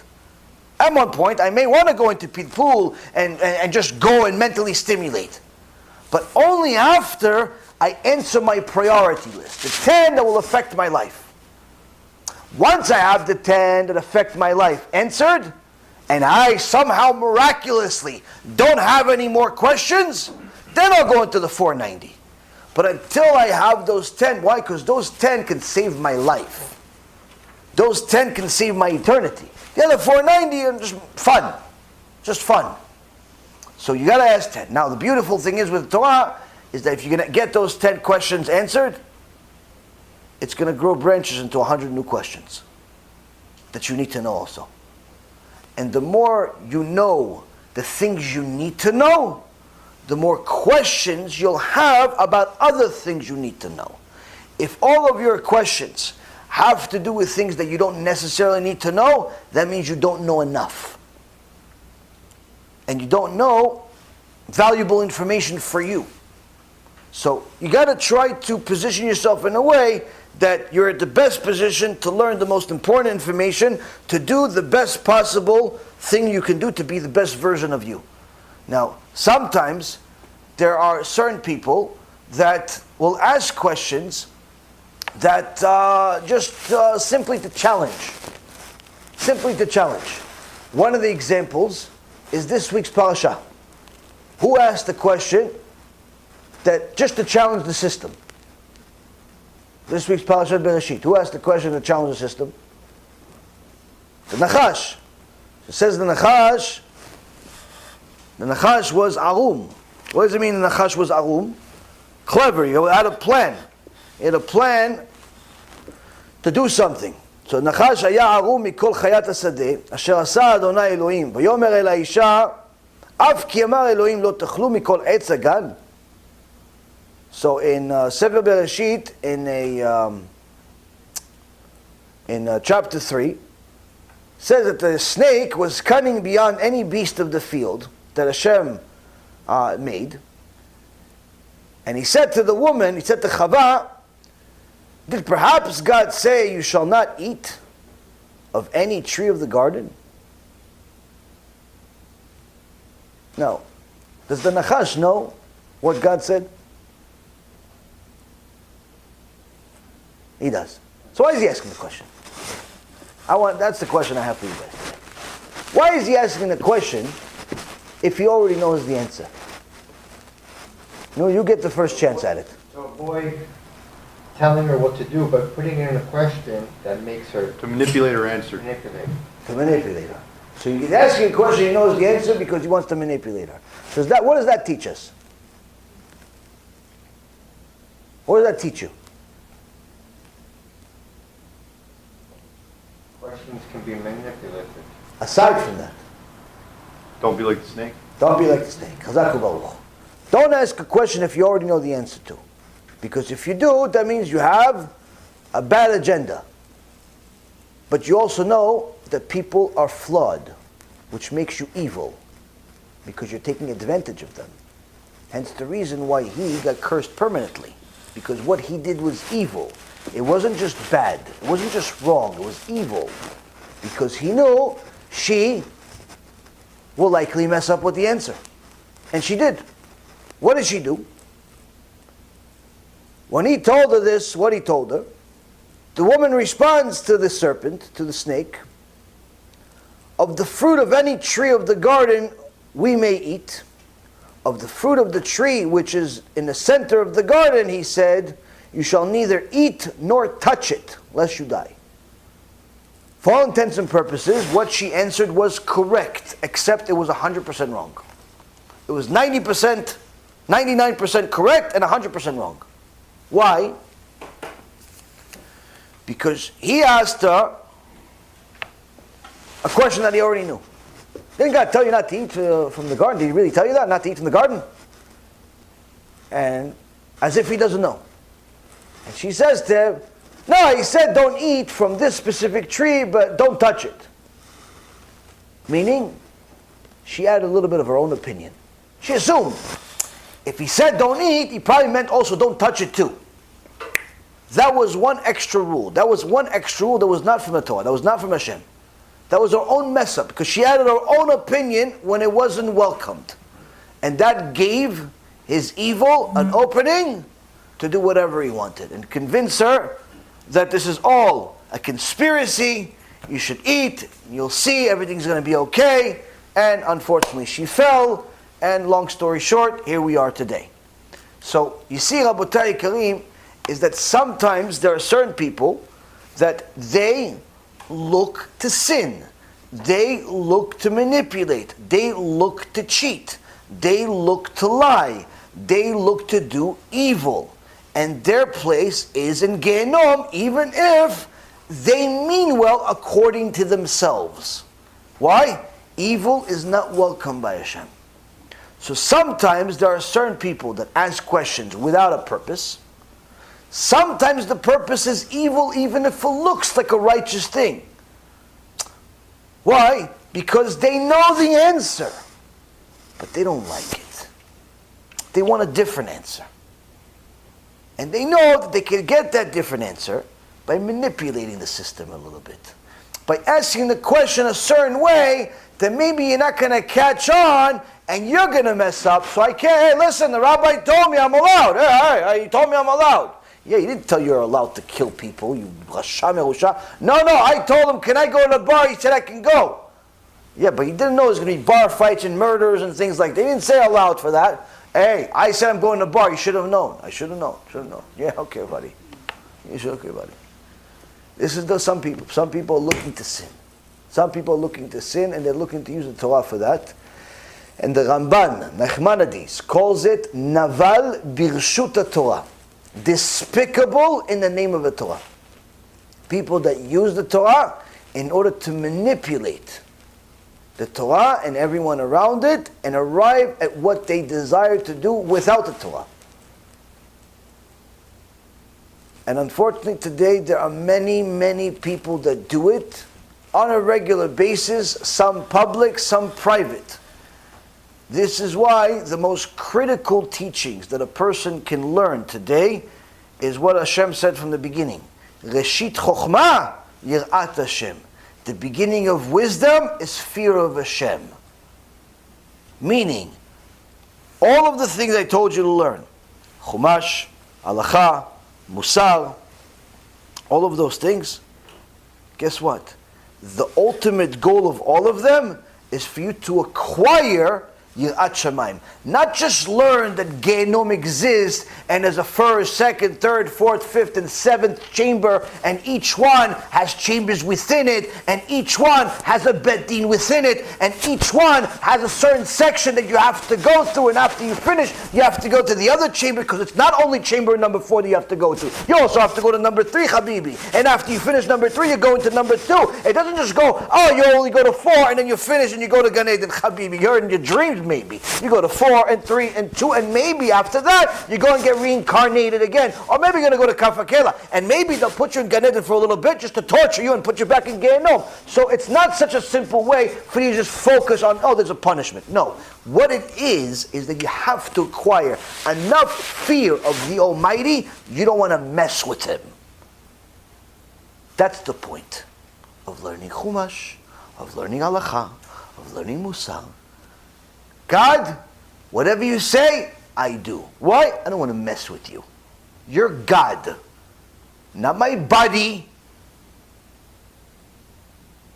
not somebody that I could just mess. No, you're God. You say it, I do it. Like it or don't like it doesn't matter anymore. Why?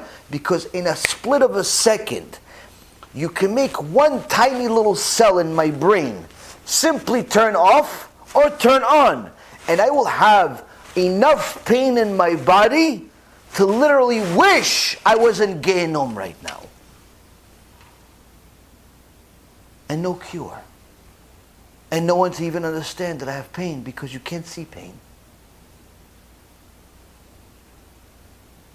You see, Rabotai, the whole point of teaching about Yirat Shamayim is not to scare you like a scary movie. Because if you want to do it, we just make a scary movie.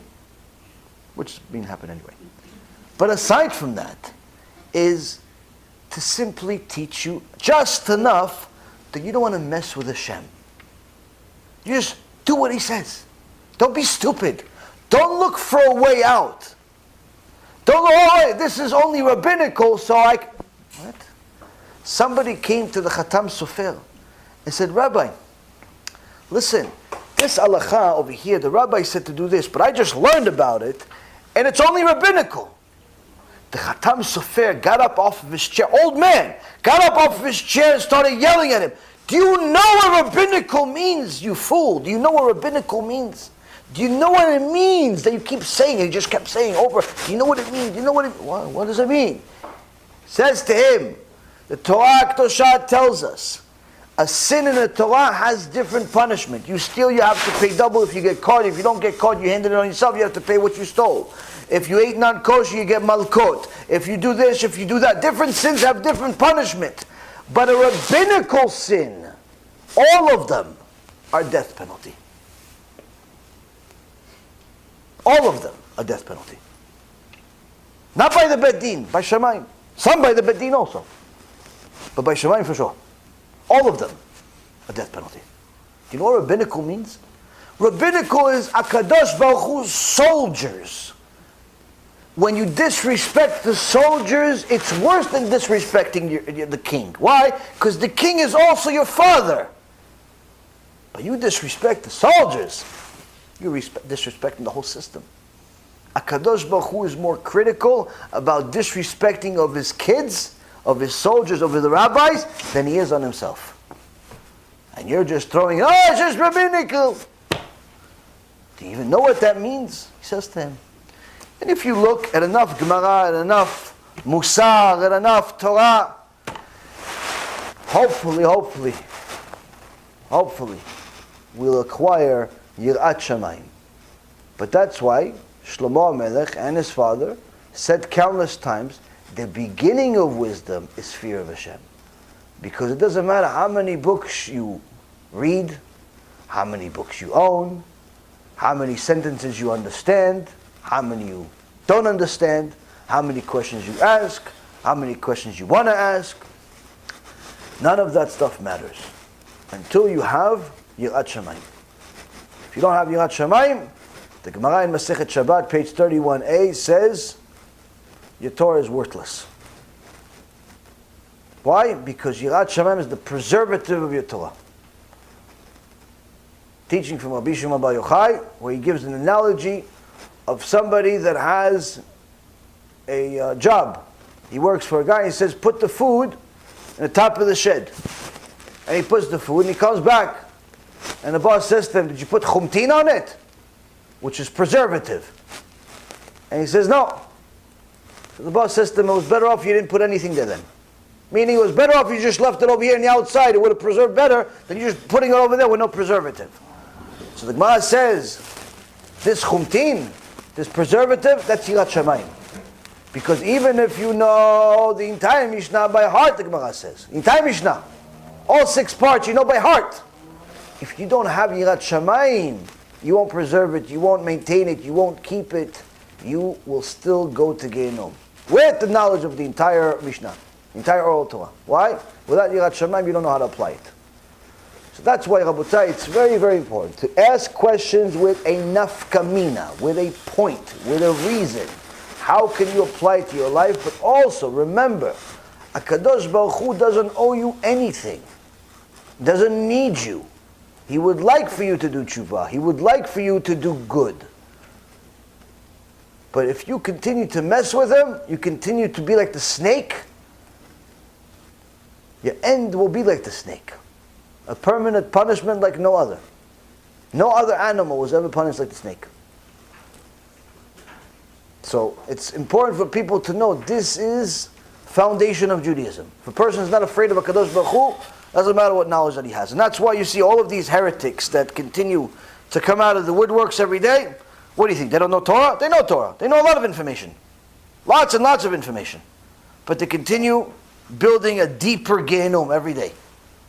A deeper Gehinnom. More misteachings, more heresy, more nonsense. Why? Because the foundation is rotten, and after a little while it gets to a point where it's out of control. It's hard to come back home.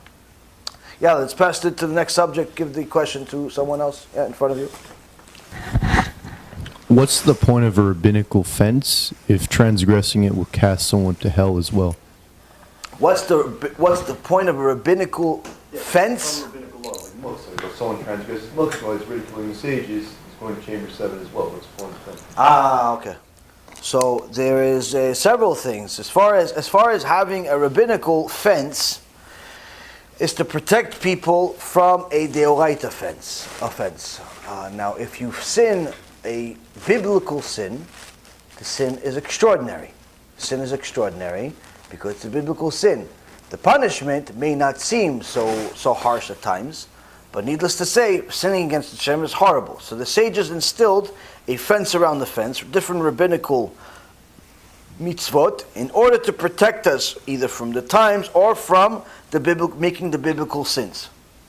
Now, to do tshuva for a rabbinical mitzvah is much easier than to do tshuva for a biblical mitzvah. So that's one reason.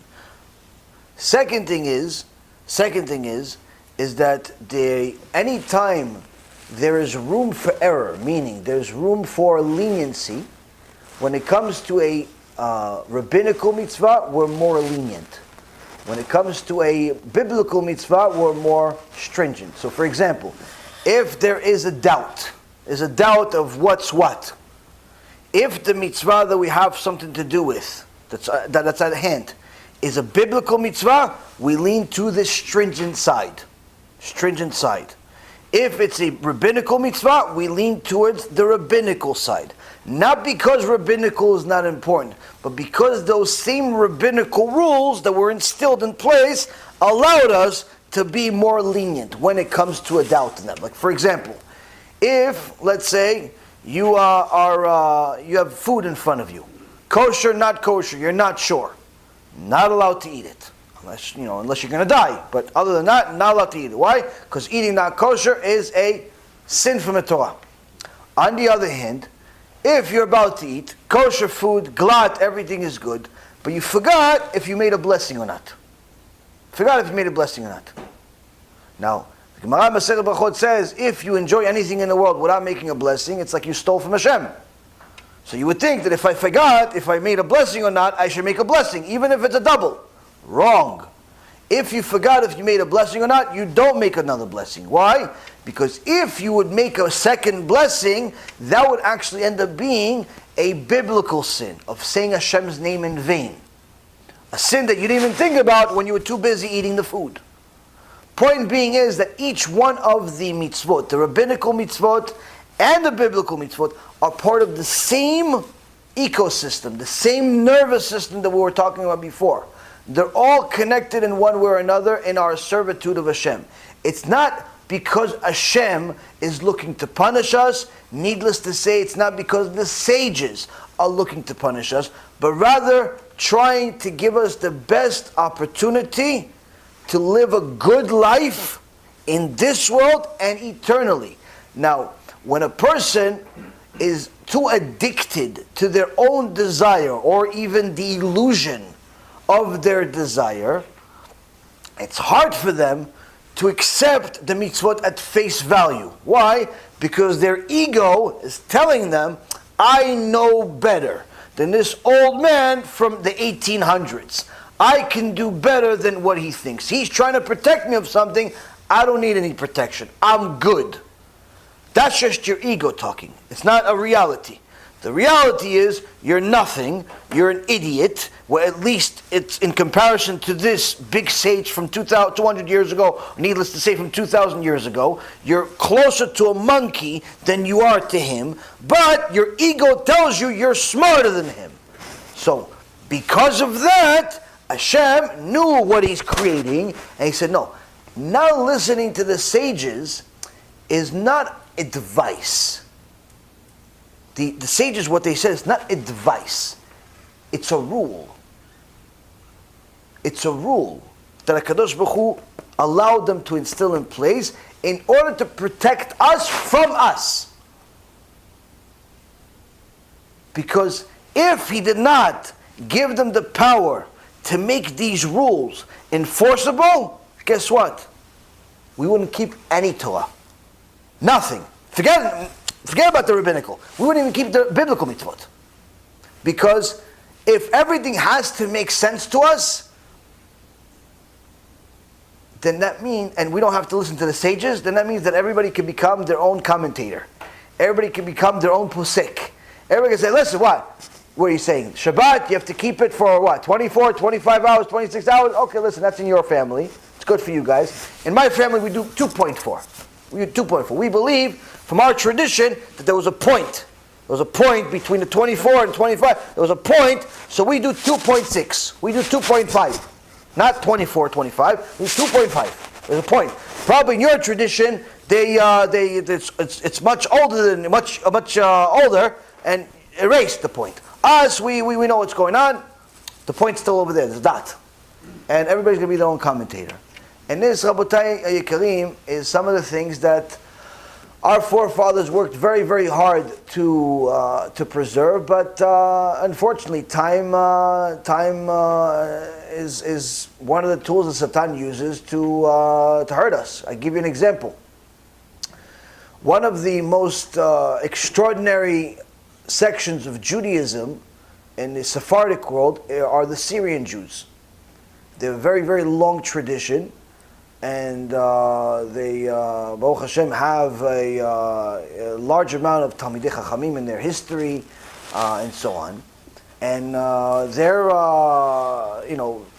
major achievement in history was in Aleppo, Syria, and which some say even tracks back all the way to the times of Avraham Avinu, where Aleppo really connects to the word chalav, which is milk, because Avraham Avinu, when he would, he was a shepherd, he would go down a certain hill, I believe, and this would be where the milk was, and so on and so forth. So the whole word Aleppo and all that has a deep meaning, which I'm sure you would love if you search into it. Deep meaning all the way tracking back to Avraham Avinu. All the way back to Avraham Avinu. Now, these righteous Syrian people, Syrian Jewish people, they kept their community very, very close, and they had 4 entrances to the community, 4 gates. But for them, Torah was everything. Although they were successful, they made money, and so on and so forth, they were very successful history. Many of them were very rich, not just now, but in throughout history. They went through their tough times, but nonetheless, they would have been a relatively wealthy part of Judaism. Throughout history, Hashem blessed them. Now, but they had the blessing of the Torah, because they kept everybody close, even to this day. They're very close communities to a certain extent. You know, it's a very close community. They marry each other and so on more than others. Now, although I've spoken against certain things that, with regards to conversion, as I do that, I completely disagree, and that's also because Vadia disagreed, but it's irrelevant here. Their tradition is unchallenged. It's, Baruch Hashem, very healthy and good and throughout history. Now, one of the things they did, if you look at some of the history, you look at some of the things, is that they had these 4 gates. If you want to enter, you want to exit Aleppo, you have to go to one of these gates. But to remind you where you're going, to remind you where you're coming from, each one of the gates had an extraordinary thing that would instill Yirat Shamayim into you in a second. Now, I only remember 2 out of the 4 signs, so don't ask me what's the other 2. One gate had a nail, a fingernail in it. And anyone that saw that fingernail immediately became scared, and if he even thought about violating Shabbat, he never thought about it again. A fingernail. You know why? Because it was one of the fingernails of the Nephilim, the giants. The giants from the times of Noach, times of Parashat Bereshit. The giants, the Nephilim, they had one of those nails at the gate. You go there, oh, nail. 1,000 times the size of a regular person's. The nail. So a person feels strong, just lifted some weights, made $1 million. Now I'm going to do whatever I want. Oh, wow. That's just a nail, and Hashem destroyed all of them? Oh, okay, I'm keeping Shabbat, I'm going to go to the Shiur. Hey, there's no minyan. Okay, we'll go to minyan. All of a sudden you're scared to death. Why? This is just the nail of a bunch of people that Kadosh Baruch Hu destroyed just like that. Just like that. That was one. Another gate had a little jar. In that jar was sand, but it wasn't any type of sand. Sand and rocks. What kind of sand and rocks? From the river Shabbatyon. What river is this? This is a river that's mentioned in the Gemara and in Midrashim. That this is a special river that spits out rocks, meaning it's a river of sand, but it's unique. What's unique about it? It's violent throughout the whole week. Goes up, goes down. No, it's not a relaxed river. Aside from the fact that it's a river of sand, which is in itself amazing. What's even more amazing is that this river keeps Shabbat. On Shabbat, it doesn't move. Anyone that needed proof about Shabbat being from HaShem, anyone that needed to know what time Shabbat starts, today, this week, and then again next week, at the time of next week, because the sun continues to change, right? You need to know what Shabbat came in. You go to the gate in Aleppo, you look at the jar, you see whatever in the jar. Shabbat come in, stop. Shabbat come in, Shabbat Shalom, Shabbat Shalom, Shabbat Shalom. People that see things like that don't have a problem keeping mitzvot. Why? You see, HaKadosh Baruch Hu through his creation. So, this is why they were able to keep their tradition for so long, and Baruch Hashem, continue to. Now, the whole goal of what they would teach, the rabbis would teach their fellow Jews in the Syrian community, was Yirat Shamayim. They would teach them Musar, they would teach them to fear Hashem. Why? Because once you have that, we can build on that. We can build Halacha if you have Yirat Shamayim. Why? Because if you have Yirat Shamayim and I tell you Halacha, you're going to keep it. But if you don't have Yirat Shamayim and I teach you Halacha, you're going to find a way around it. You're going to find a way. Yeah, he said this, but is there another opinion that disagrees with you? What do you mean is there another opinion? There's another opinion for everything in the Torah, but I told you it's A. I told you allowed. I told you not allowed. What are you asking for another opinion? I don't know, maybe I want to look at another opinion. Oh, so you don't want to listen? Okay, so go find yourself another rabbi then.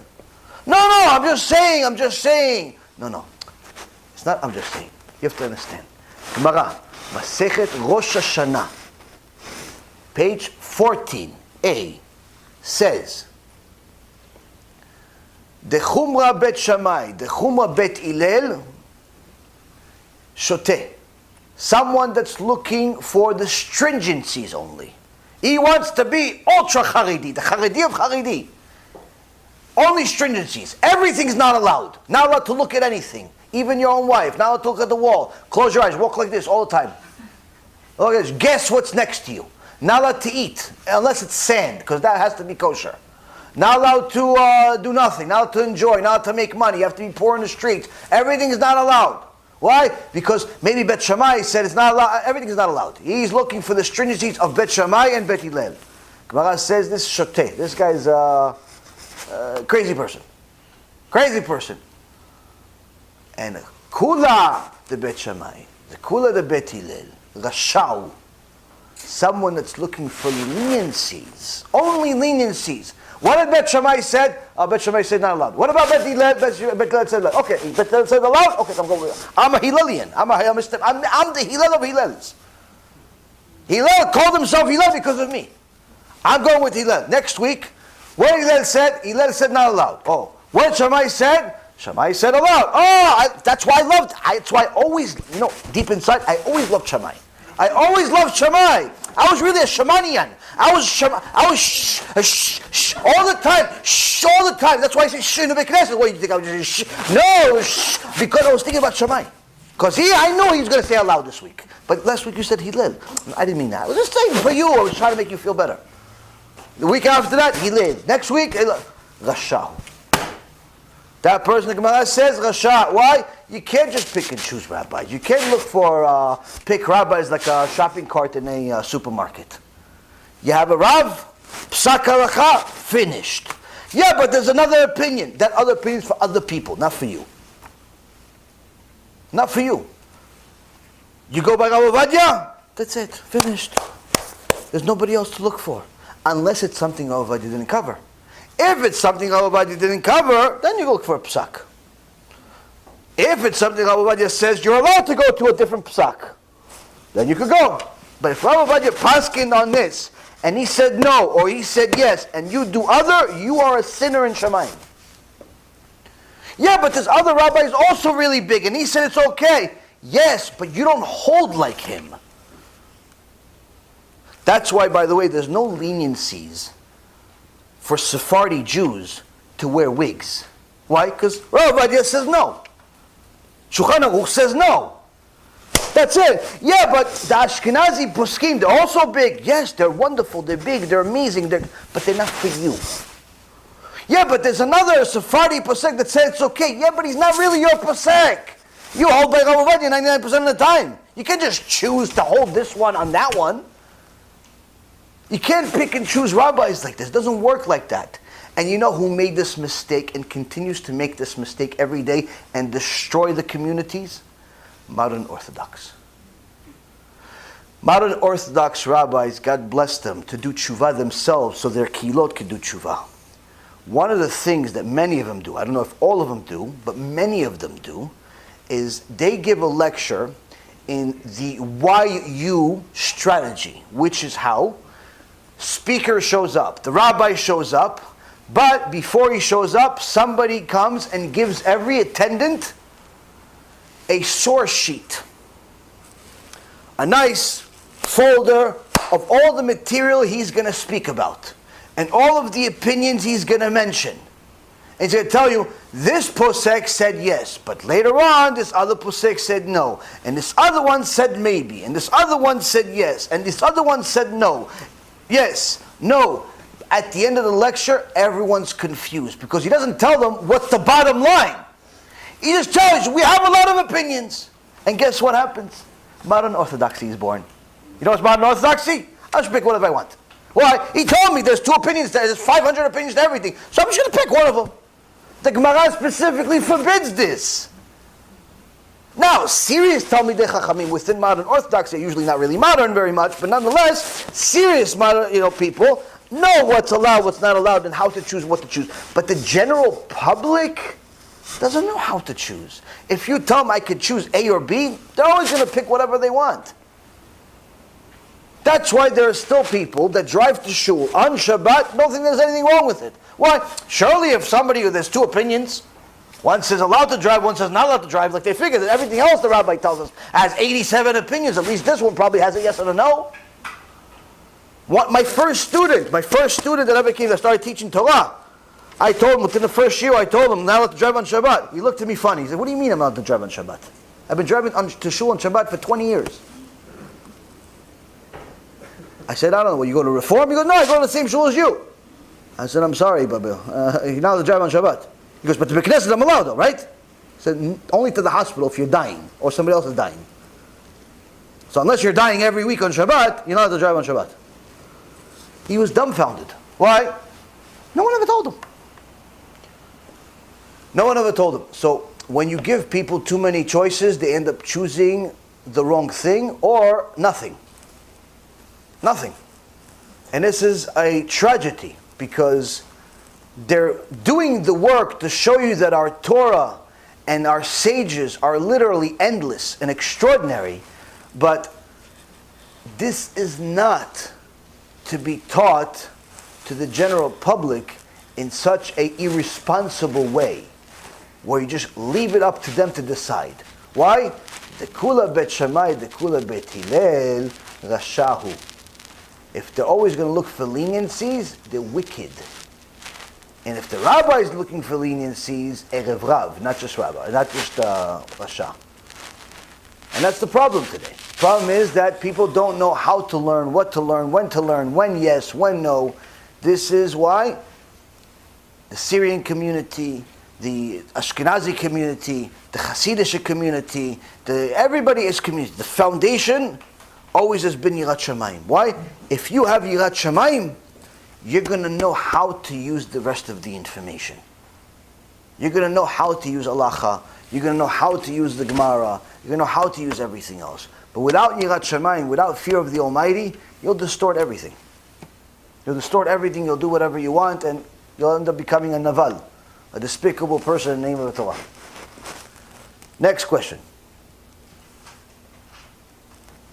Who has? Well, we only have like 3 questions already. 11. Just a follow-up to his question. Oh, it's still good. A follow-up to his question. We learned that the rabbinical laws are pretty much like a fence for not violating the biblical laws. Okay. Now, if that's the case, why the pain or whatever the consequence for them for violating these laws are even more than the biblical laws? Since it's a fence, people would think that the fence should be less, more lenient. The fence shouldn't be so bad because it's death, but for the other ones, not necessarily death. So the power that HaKadosh Baruch Hu instilled into the sages had to be extraordinary, so you don't end up putting yourself in a situation where you have an unrecoverable situation. What is that like? There are some places in the highway, for example, where you see a traffic sign. It says speed limit is 65 or 70. And they say violators, $500. Violators of this speed limit is $500. But there are certain parts in traffic where they say violators of whatever traffic law, up to 5 years in prison, and however much money. And why the difference? Why isn't it always the same everywhere? Why isn't it the same everywhere? Apparently, violating the rule of this place where it's only $500 is the maximum damage, and that place where jail time is the maximum damage, apparently the powers that be that understand the magnitude because they thought about what could happen, apparently it's much worse. So they need to scare you much more. Here, in this traffic place, maximum damage is $500. You could potentially lose a license, because in reality, you probably get into a car accident, maybe kill a person, kill yourself. Neither one is good, right? So we're trying to scare you enough not to do it. But here, it's up to 2 years in prison, or 5 years in prison, and perhaps a much higher fine. Why? Because here, you may not realize it because we did a really good job, but right under it, there's pipes that lead to the oil lines, that go to the gas lines, that if there's an accident here, is going to be an explosion where the entire city is shut down. And there's going to be endless amount of millions in casualties as a result of your irresponsibility. So the damage is much greater. It may not be apparent at first glance why over here this road is much more dangerous. This road, because they both are roads. They both have 2, 3, 4 lanes. Doesn't seem like much. But no, the people that are behind the scenes that know exactly what's the potential damage here versus what's the potential damage here, I tell you, here it's horrible. So when it comes to the Torah itself, HaKadosh Baruch Hu is trying to simply tell us, violating the biblical mitzvot is damage beyond your comprehension. I don't want you to get there. The damage, because you're going to evaluate the mitzvot or the sins based on your limited understanding. So you're thinking, oh, if I eat non-kosher, it's not death penalty. It's not death penalty. You're going to get whipped a little bit. You're going to have a couple of scars, but it's not the end of the world. So you're going to think, oh, what's the big deal? Non-kosher. Let me have a bacon, egg, and cheese. It looks delicious in the commercial with the McDonald's. Nice, no? What's the big deal? It's only a couple of makot. It's worth it. It's worth a couple of makot for a nice cheeseburger, right? With nice bacon in there and genom too. But no, it's just, I don't see genom inside the burger. It's only makot. Kadosh Baruch Hu says to you, you fool. You're thinking that because it's only malkot, it's only the whip, and not karet, 7-chamber, this, that, then it's not such a big deal. So HaKadosh Baruch Hu instilled rabbinical laws that you're not even allowed to walk into these places. You're not allowed to even touch some of the things that they have in there. You're not allowed to deal with it in any way. Why? See, because if you've already gone to the point of eating non-kosher, for sure you didn't think about the damage, the real damage. You're thinking the real damage is you're going to get whipped. You're not realizing that the second you eat non-kosher, you automatically, in an instant, become spiritually stupid. Which means, when the rabbi speaks, you're not going to understand. You're not going to understand, Mr. Pumpkin, because your brain is stupid. Not that you can't do arithmetic, not that you can't build buildings, but spiritually, nothing, nada. You can't understand, you can't comprehend, or perhaps worse yet, you can't accept it. You know it's true, but it's not for me. What do you mean it's not for you? Why, you're unique? 8 billion people and just you? You're your own species among Am Yisrael? Hard for you to accept. Why? You ate non-kosher. You ate non-kosher, that turns you into not kosher. You now have a shell, a klipa on you, which the Torah itself says, "V'nitmetem bam al tomar, nitmetem ela tetamtem." Meaning, the food that's impure, the non-kosher food, makes you metumtam, spiritually stupid. So you only thought that the damage is just a whip, but that's because you're already stupid, spiritually speaking. But the reality is, what's going to happen is you're going to eat the burger, and you're going to enjoy it, and you're going to like it, and guess what? When the rabbi says, oh, by the way, you're not allowed to go to that place that's not kosher, you're going to think, no, he's talking about somebody else. No, he said McDonald's. I went to a different McDonald's. He's probably talking about the McDonald's on McDonald Avenue. I went to the McDonald's on 7th Street. Kasher Badatz over there. People over there are tzaddikim. What do you mean? They're not even Jewish. Yeah, they're Chazdei Umot Olam. That's how big they are. They're tzaddikim nistarim, these people. You're going to have every excuse under the sun to justify your crime. And guess what? That crime will lead to more crimes. Because now, all of a sudden, you don't like the shiur anymore. You don't want to go to the shiur anymore. You're going to start doing other things with your time. All of a sudden, wasting seed becomes lechatchila. All of a sudden, having a girlfriend before marriage. All of a sudden, you're watching sports instead of shiur Torah. All of a sudden, everything is in the garbage pail. All of a sudden, that one rabbinical fence, no big deal, rabbinical fence that you broke, led to 1,000 biblical sins. So HaKadosh Baruch Hu, B'chvodo B'atzmo, said to the sages, please, you love my kids? Give them rules. You love my kids? Give them rules. Why? Protect them, because they don't understand what it means to make a biblical sin. Because they're calculating things based on, oh, this is a whip, but this is death penalty? Oh, so surely it's not so bad. But that's why the Mishnah in Avot says, don't calculate sins like that. Don't calculate mitzvot like that. Because you don't understand the magnitude of things. You don't understand how the whole nervous system works. You're thinking that if it's in the brain, it must be critical. But if it's in the toches, not so big deal. I promise you, big deal. Big deal. There's a lot of things that are big deal. But when you don't know what you don't know, you're a danger to society and to yourself. Unless you simply say, I don't know what I don't know. But I do know that he knows. I do know that she knows. I do know these people, they know. Why? They've been religious their whole life. They're tzaddikim, they're this, they're that. They learn books, they have sources, this, that. They know what they're talking. These people, Khatam Sofer, well, he doesn't know. Rav Ovadia doesn't know. The Stipler Gaon doesn't know. Rav Wasserman doesn't know. They know. They invested their whole life to make sure they know. So if they say yes, I do yes. They say no, I don't know. Even if I don't understand, but I know I don't know, therefore I know they know. That's it, finished. If they know, they say yes, I do it. If you have an ego, it won't allow you to do that. As simple as everything I just said sounds, it won't allow you to do it. Why? Your ego will get in the way. Your ego will say, no, he probably doesn't know. He's old. He's an old-timer. He doesn't have an iPhone. He was in a horse and carriage. He was poor. He was this. You have all types of stupid reasons of why you think you know better. But that's it. That's why Hashem says, Gavat Adam Tashpilenu. The pride of man is what's going to lead to his downfall. Next question.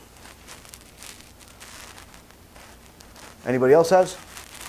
No? Is the penalty of death actually as bad as biblical punishment? Penalty of death. Like maybe it's not even because maybe it's less in a way. He's probably asking like he dies from Maybe it's early. like giving mercy or something like that. Like to prevent you from doing the different. I mean, a person dying early is definitely a part of their payment for the sin, but also it eliminates their ability to do tshuva. It eliminates their ability to gain further reward and do mitzvot. So it's not an ideal. I can tell you that this B'siyat Dishmaya, it's open over here. The Sharet Tshuva in the fourth gate, the categories of atonement, talks in section 11, says, if a person violates a din karet, meaning a capital punishment administered by heaven or by the bedin, and he does tshuva, since there is no forgiveness for such a sin without suffering, for the tshuva just suspends the punishment, while the suffering is what purges the sin. He should focus on doing mitzvot that shield a person from suffering, such as the mitzvah of giving tzedakah, for his deed can rescue one even from death. As the pasuk says, tzedakah tetzil mimavet, that charity delivers one from death, and a person who has no money for performing charity should at least speak affirmatively for the poor person and be a mouthpiece on his behalf in requesting others to help him. Meaning he should try to help other people that don't have money get money. So you encourage other people to donate. It's even greater than you donating yourself. As the sages said in Gemara Bava Kama, one who persuades others to give charity is greater than the one who actually performs the mitzvah. And he gives other suggestions of what a person can do if he has a sin that he made or she made that's a din karet, either by the sages or by heaven or by the Torah itself. He says this type of sin is not something you could just get rid of just because you stop making it. Like if you violated Shabbat and you stop violating Shabbat, that doesn't necessarily fix everything right away. It says that technically the din karet, you have to suffer for it. You have to suffer for it in order to eliminate that sin. And he says that, but in order to not get yourself to suffering, occupy yourself with mitzvot that either eliminate suffering or delay it at least. So your suffering will come in different ways. Point being is, if a person read Sharet Tshuva and understood the intricate details that go into judgment of every law, within the first chapter you already started doing Tshuva. By the time you got to the end, you cry at every page. You cry at every page. Why? Because he's talking to you. You're not talking about the guy behind you. He's talking to you. You think you're righteous? Yeah, it's you. No, but I'm a rabbi. Yeah, exactly, you. No, but I'm a student. You. I'm a mother. Yeah, you. Anybody. You. He's talking to you. And the depth of judgment is extraordinary. So a person simply needs to understand. You have to do the best you possibly can to do what Hashem says. To do what the sages said. And not mess around, not look for ways to sin, don't fool around. It's just not worth it. It's going to bring a lot of problems to your life beyond what you can imagine. And again, why learn the hard way? Why learn the hard way? So, as far as a person that gets death penalty by violating a rabbinical mitzvah, yeah, there is a benefit to it in the sense that it's part of his tshuva. But there's a very big downside, because had he just done tshuva without dying, he could have done a lot more mitzvot and gone to Gan Eden. So it's not an ideal situation. Plus, if a person has other sins that he made, then which likely he does, he won't have any time to do tshuva for them. And that's also one of the misunderstandings that people have when they are very narrow focused, or perhaps very what's in front of me is what I believe type of mentality. Meaning that when we talk about Gehenna and we talk about punishment, and there's the 7th level and the 5th level and all of these different things, people simply assume, oh, so if I'm a Mechalel Shabbat, I waste seed, I'm going to, the person's going to go to the 7th level and he's not coming out, and that's it, everything is done. But if I did such and such sin, I'm going to the 4th level and then I'm done.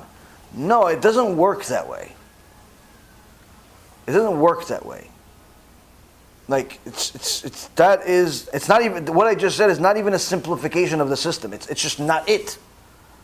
A person literally has to understand that 7th level of Gehenom description, or the 4th level description, that whatever we said in that shiur, or any other shiur that we discussed, that's just for one sin. That's if you sinned once with that girl. That's if you sinned once with that hamburger. That's if you just sinned once with that one thing. That's just one thing. It's not like your whole life and they're just going to stick you in the 4th level. And that's it, you're finished. No. Like, it's not like they pick the best hit list, say, oh yeah, that sin is the worst one, okay, we're going to stick him in there and that's it. No, it doesn't work that way. A person has to understand, they'll have to pay for every sin, even if that means that some sins will have to go to the 7th level, and some sins will have to go to the 1st level, and some sins the 3rd, and some sins the 4th, and some sins kafakela, and some sins reincarnation, and so on and so forth. Like, everything has to be paid for one way or the other. This is why the tzaddikim were happy when they had difficulties in this world, because they knew this is paying for something they did. Perhaps they forgot what it is, they don't even know what it is, rather than paying in a place that's very painful. Now, I'm not telling you that you should start praying for Hashem to bring you suffering. That's not recommended at all, and it's also not normal.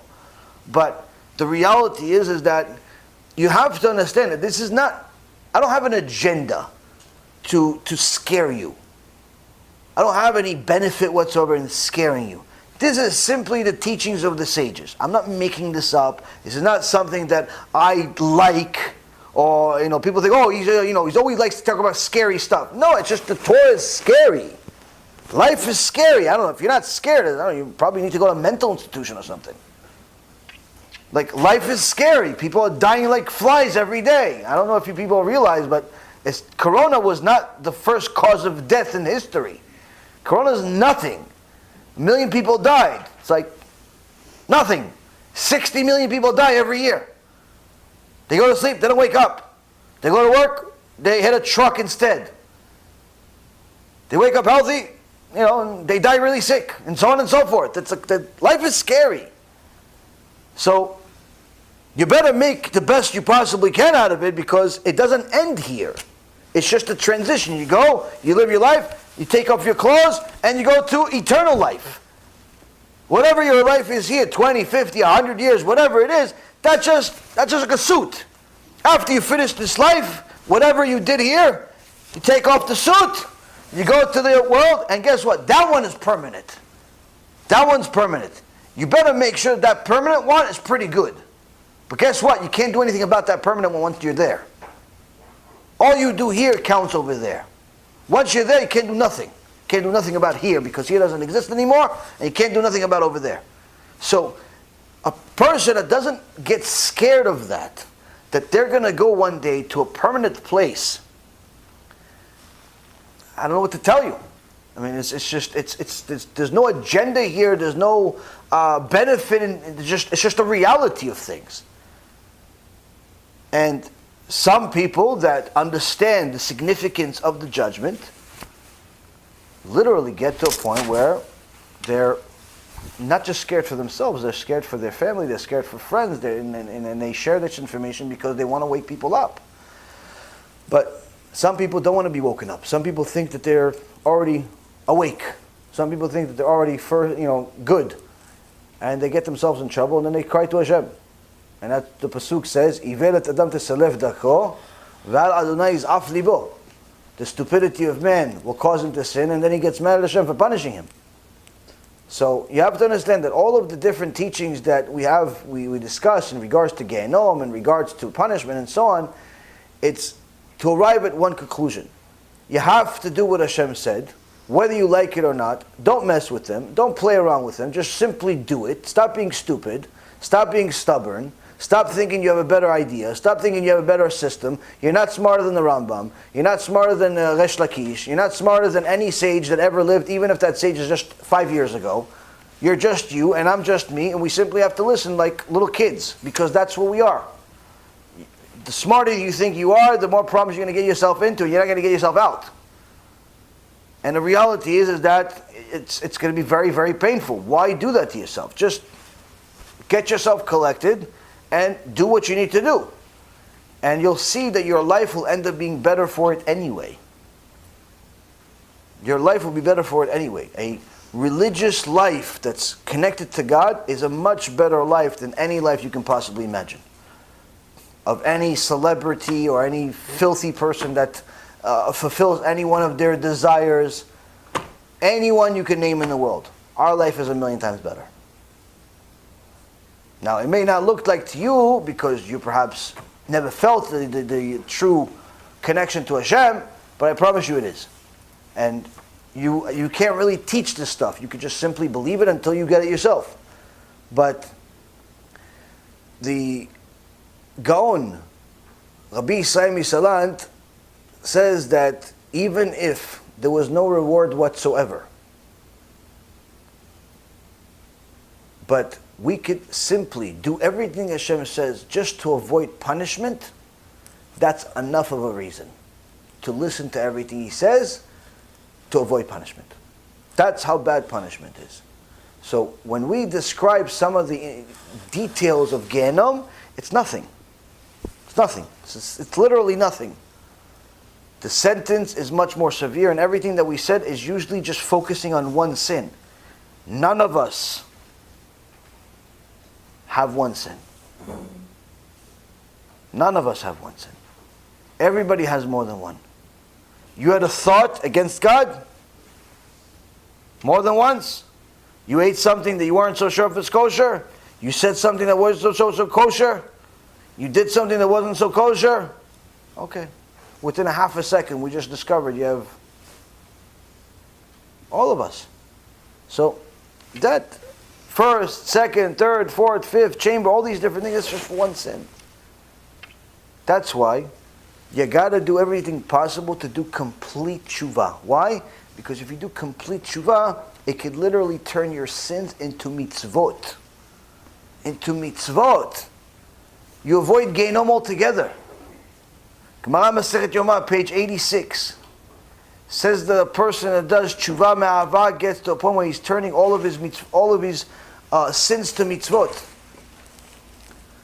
Obviously, this is not an easy tshuva, but it has to start somewhere. You have to start somewhere. Don't play around. And if a person is serious about Torah, serious about praying, serious about learning, serious about everything, you'll be fine. You'll be all fine. You'll be the best in class in Gan Eden.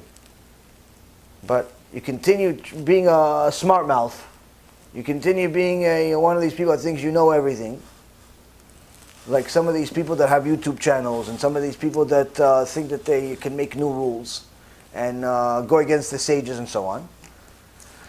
You got, you'll have a surprise coming to you. I mean, unfortunately today, there's so many heretics, it's hard to find the righteous leaders. But they exist. Baruch Hashem, they exist somewhere, hopefully.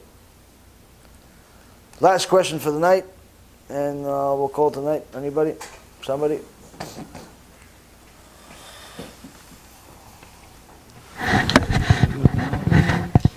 I didn't. Ask. Okay, as earlier we were talking about ungratefulness. With people in this era living in a fast-paced life, you can someone do something for you, or you do something for someone, you say thank you, you appreciate it, or you appreciate what the person does. So how do we relax ourselves to really think about what the person does for you and to give the right level of gratefulness to how to treat the person. How do you slow yourself down to know how to be grateful? I mean, the more a person learns Torah, the more his mind opens, the more her mind opens to understand the significance of everything that's in the world. You know, when you're ignorant of Torah, your neshama is restricted. It's like, for example, if you know you're limiting. Let's say, for example, if somebody's chas v'shalom, their pipes for breathing are small, they're going to work a lot harder to try to maintain life. So when someone restricts their neshama by not giving it Torah, not giving it mitzvot, it's not going to allow any time to be used, or any resources or energy to be used to delve into the depth of the mitzvot, of the good things in life, because it's just going to try to survive pretty much, just to get whatever it can. So the more Torah a person learns, the more their neshama opens, the more their in essence their mind opens to understand the depth of certain things. The more their neshama softens also. That's one.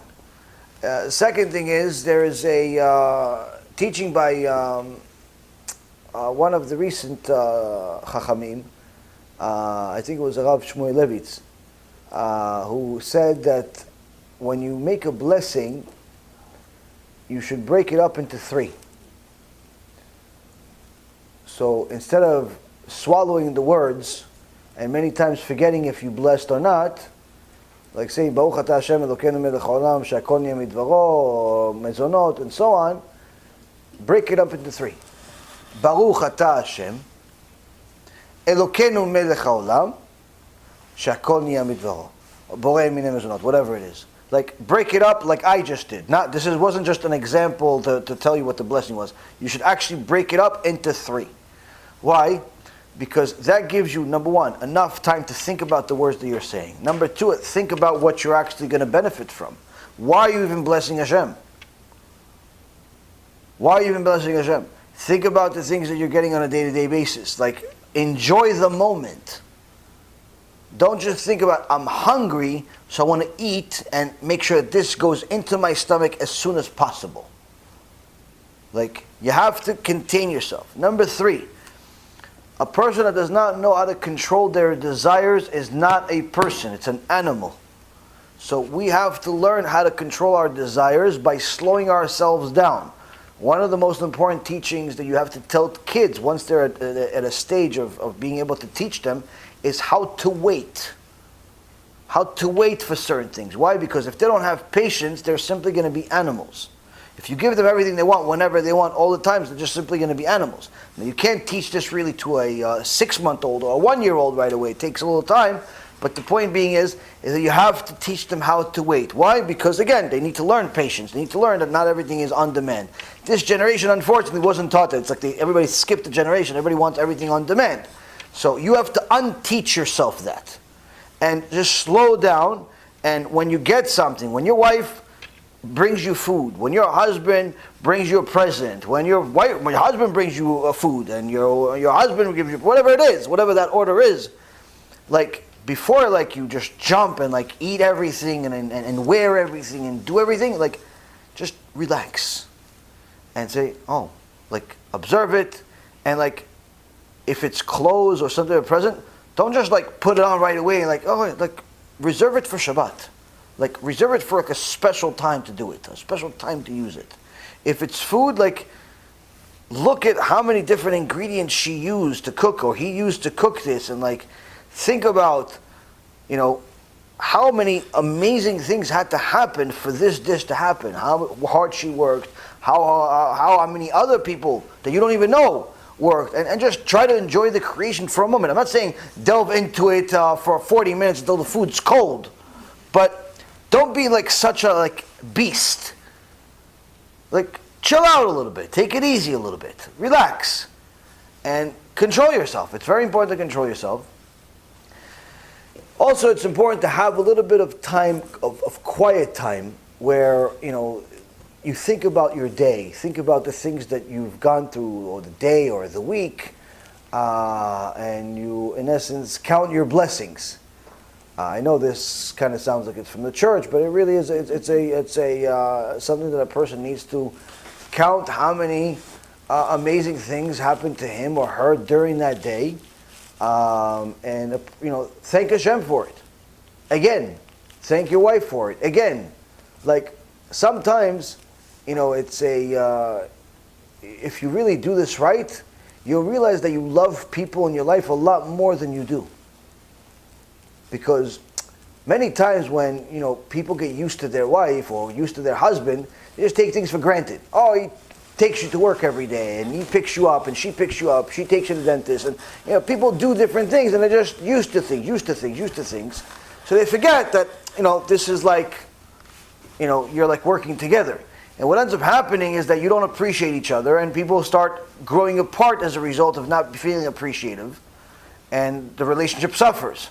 Now, if you start thinking about some of the things that your wife does for you or your husband does for you, just that day, you don't have to think about everything they ever did for you in their whole life.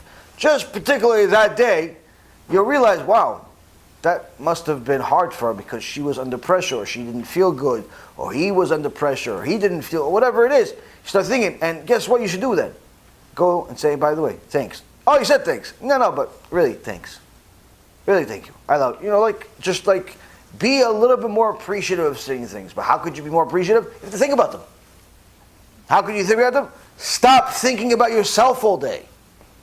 When all you think about is fulfilling your own desires all day, you are literally one level removed from an animal.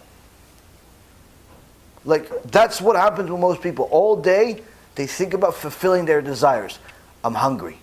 I'm aroused. I'm this, I'm that, and become They just want to eat. Desires, all day. Enough. You stop thinking about yourself so much.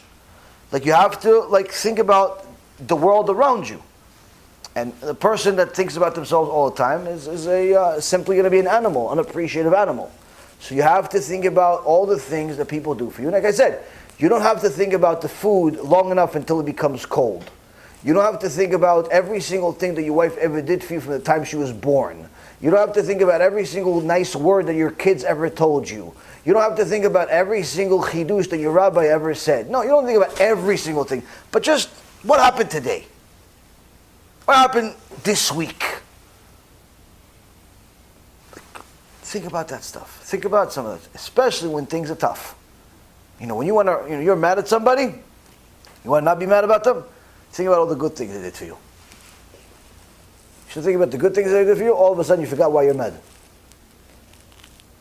1 minute she was the most annoying person on planet Earth. You couldn't wait to run away.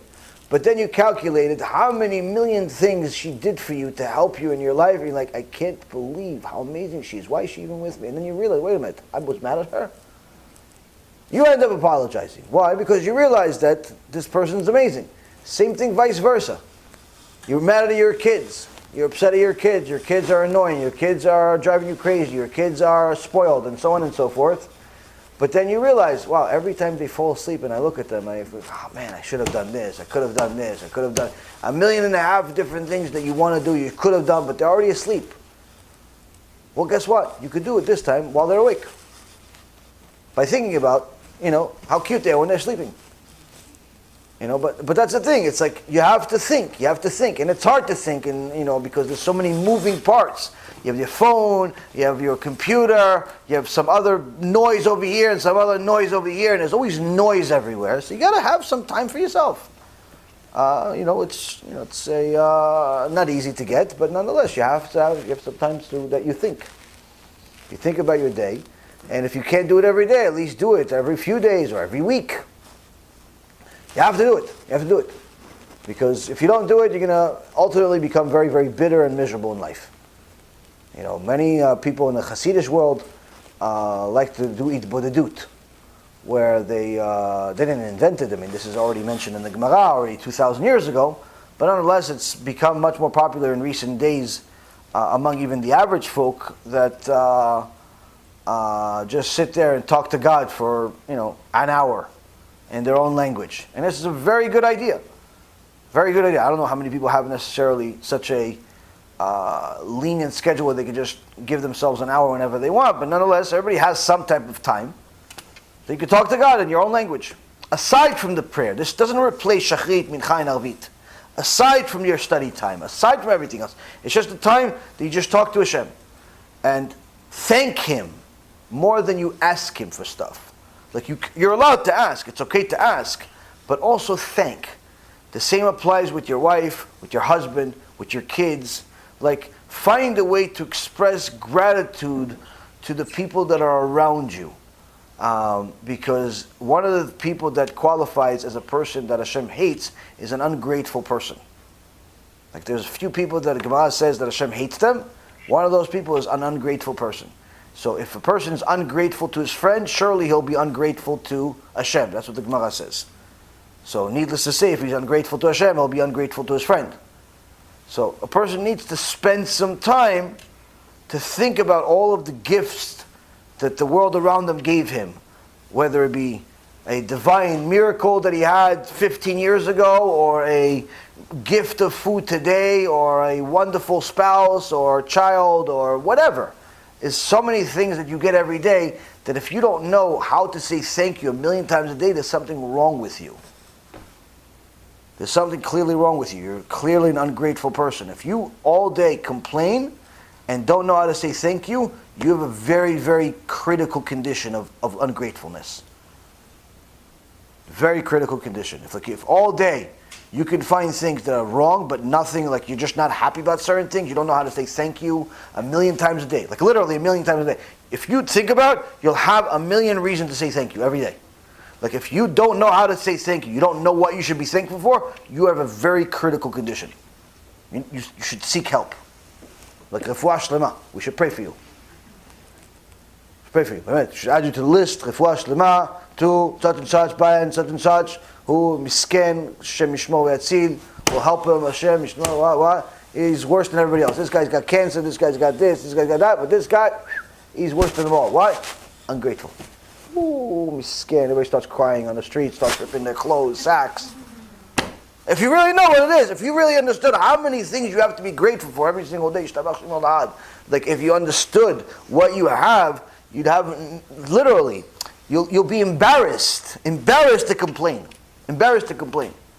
But it takes time, it takes a little bit of waking up. Definitely a disease, spiritual disease for sure. Anything else? Yes. You're not your mind, like what's, for a beginner, what's like the easy, what's a surefire way that you can get your foot in the door? Avirat Shamayim? Build from that any layman can start like now. How do you get Avirat Shamayim in 1 second? Start, not 1 second. 1 second. I don't think, 1 second. 1 second. You want Avirat Shamayim 1 second? but without being Without you being Talmid Chacham. like a Haredi that's walking in the roads, like we explained before. Just Live your life with one question in mind all the time. According to the Torah, allowed, not allowed. That's it. Operate your life that way. Meaning, you only go to XYZ place if it's allowed. If it's not allowed, it's not a question of should I or should I not go. You only do business with Mr. Jones if it's allowed to do, not if it's profitable to do. There's a lot of allowed, not allowed. The point being is that a person must learn halacha, must learn musar, must learn chumash, must learn all of these different things in order to not only know what's allowed, what's not allowed, but also how to start having a Jewish mind where you're able to figure it out simply by the basic foundation that you're learning. I know you guys think I know a lot, but you have to also understand that a lot of what you ask, sometimes I understand the answer while I'm giving it to you. But this is hard to explain in itself, but the point being is that it's, once you understand basics of allowed and not allowed, you can build a lot on top of it. But if you don't understand allowed, not allowed, then everything is like doesn't make any sense. There's no rhyme or reason for anything. So if you operate your life in such a way where you only move, any move, if it's allowed, and as long as it's not allowed, it's not even a question of whether you do it or not. It's not a consideration. If that's the way you operate your life, that's the beginning of Yirat Shamayim. That's the beginning of Yirat Shamayim. So do what you know first, and then questions build on that. Question you're always going to have. But you have to ask questions about things that are relevant to now. Not relevant. Someday in the future I may have 17 kids, and if my wife asks me, what do you think? Should we have another one? Like, if you're not even married yet and you don't have any kids, don't ask that question. Because it's not relevant. Like, ask a question that's relevant today. Like, if hey, listen, I want to go to this deli to go buy coffee. But it's not kosher deli. But I don't know, maybe the coffee is. Can I go or can I not go? That's a question that's relevant to today. Why? Because you're outside the deli, you want coffee, and he happens to have coffee over there. Can I go? Can I not go? Allowed? Not allowed. Not allowed, by the way. But the point being is, you can buy the coffee that's in his refrigerator that has a kosher sign on it. That's not a problem. But the coffee that he's making that's fresh coffee, if it's not a kosher place, not allowed. Why is it not allowed? Because there's certain ingredients that can be in there that can be problematic and so on and so forth. Now, can you find a rabbi that is lenient and says that even that's allowed? Sure you can. But do you really want to play with leniencies your whole life? Like, you have to understand, there are certain battles you should fight. And in certain battles, don't bother. Like, you're really going to battle over coffee? Like, you want to go up to Shamayim, and they're going to ask you a question like, hey, Steve, why'd you drink that coffee? Like, you actually want to have that question in Shamayim? Like, I don't know. I want to go up to Shamayim and they don't ask me anything. I just want to say, pass, like a cow, pass. That's it. Don't ask me a question. Don't talk to me. Just tell me. Can I go to Gan Eden? Yes. Okay. That's it. No, I didn't do nothing. I wasn't nothing. Forget. Just let me go there. Can I just go there? I don't want to talk to nobody. You actually want to go up to Shamayim and they ask you in Shamayim, hey, that coffee. Why did you drink it? You want to have, well, because the rabbi over here said in shiur that maybe you could rely on. You want to have the debate in Shamayim? Are you out of your mind? The less time at the Bet Din, the better. No question. Why would you fight that battle? Oh, it's leniency. There are certain things you got to fight. There are certain things that you want to go for the leniency. There are certain things that you need to do certain things. But not for that, not for stupid coffee. You understand? So choose your battles right. Same thing with marriage, same things with chinuch of kids. There are certain things you have to put your foot down, and there are certain things that's just not worth it. It's just not worth it. And I try to teach this to people all the time, but I don't know, it's almost like there's like a certain blockage or something with certain people. They just keep making the same mistake over and over and over again. It's like, tum, like just, ugh. Like I told you 5 times, stop telling her she's a bad cook. It's not going to make her a better one. Like, shush. If you don't like her cooking, eat before you get home and just pretend like you're eating her food. What can you tell you? I don't know, like, like, stop telling her she's a bad cook. She keeps crying every day, every week. Stop it. She's going to divorce you in the end because of food. Like, is something wrong with you? But that's it. I don't know. Certain people, they just have to, like, It's like something's wrong with them. They have to, like, make a point. Fight every battle. Don't fight every battle. Certain battles are not worth it. Certain battles are not worth it. So, same thing with Torah. Certain battles are not worth it. Certain leniencies are not worth it. Sometimes you need a leniency. That's when you go to the rabbi. That's Talmid Chacham, knows what he's doing, and he'll tell you if you're allowed, not allowed. Certain things you have to have. You know, I've had times where people called me and tell me, listen, can I not fast during such and such fast? And I told them yes, 100%. Or they tell me, listen, can I fast? And I would tell them not allowed to fast. I would force them to be lenient. I would force certain people to be lenient in certain things. No, you're not allowed to fast. No, but I really want to, Rabbi, I can do it. No, you're not allowed. Not allowed to fast. Like sometimes you have to be lenient for some people because some people are more stringent on themselves than they need to be. So you have to know when is time to be lenient, when is time not to be lenient. But you have to pick your battles. You can't just like constantly, press on one button over and over again and think it's going to be good. It's not. There's a time to be lenient. There's a time to be stringent. There's a time that you have to take care of yourself. You're probably trying to figure out, why would I tell somebody not to fast? Yirat, not yiriat. Yirat, no, it's actually spelled the same way. Spelled the same way. Yirat shamayim v'yar'ah. It's the C. Yes, it's spelled the same way. People are thinking yirat shamayim as fear. It is fear. But it's not. But it's also maybe because the words are the same. Maybe it's like seeing what it is. Am I supposed to walk around scared, like scared, constantly paranoid? Constantly scared to death. Constantly paranoid. Constantly. Not paranoid. Constantly acknowledging that the Creator is right next to you and He's watching you about to sin. You're about to say to some girl, and a Kadosh Baruch Hu is right there. Wait, are you going to whistle? You're really going to whistle? I'm right here. You're going to whistle? You're supposed to be scared to death. Scared to death. You're going to whistle at one of my daughters like she's a dog? And he has a sword in his hand, and it's at your neck. And you think about that stuff, and you say, oh, no, I don't want to whistle. You know what? I forgot how to whistle. I forgot how to see, too. Forgot how to see. A person understands that.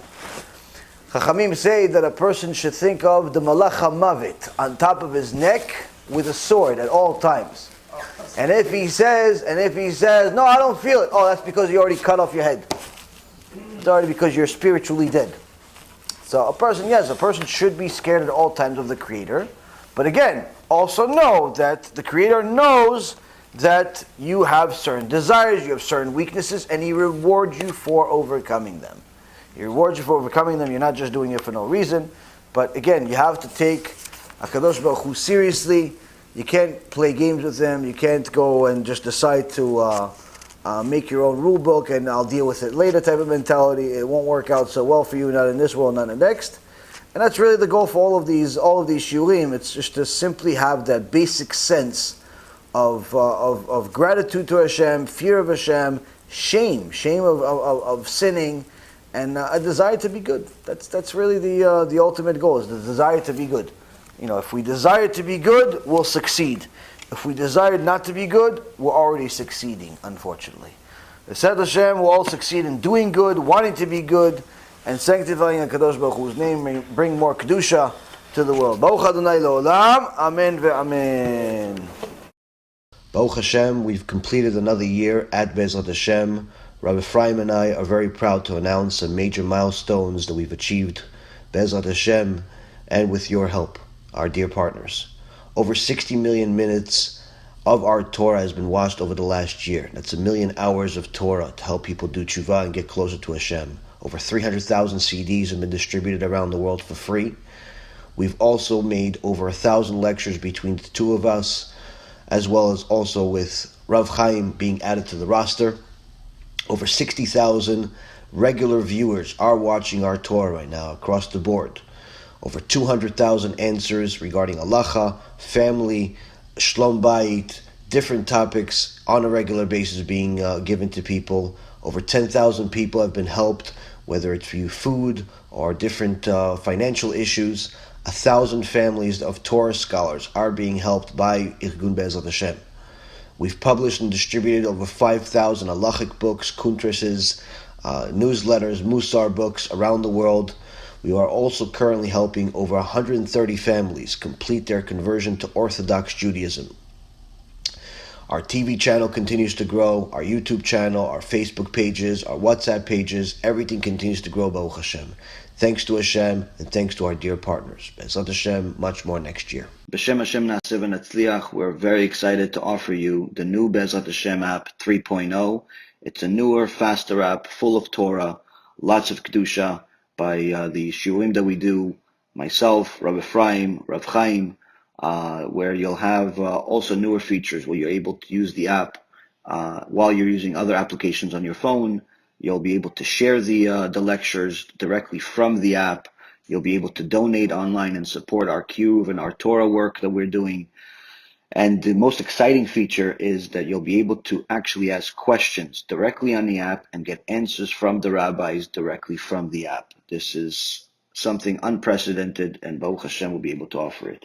Thank you again for all of your support. Check it out. Make sure you have the kosher Torah that will re-energize your neshama each and every single day. Call to B'chava Tzlacha.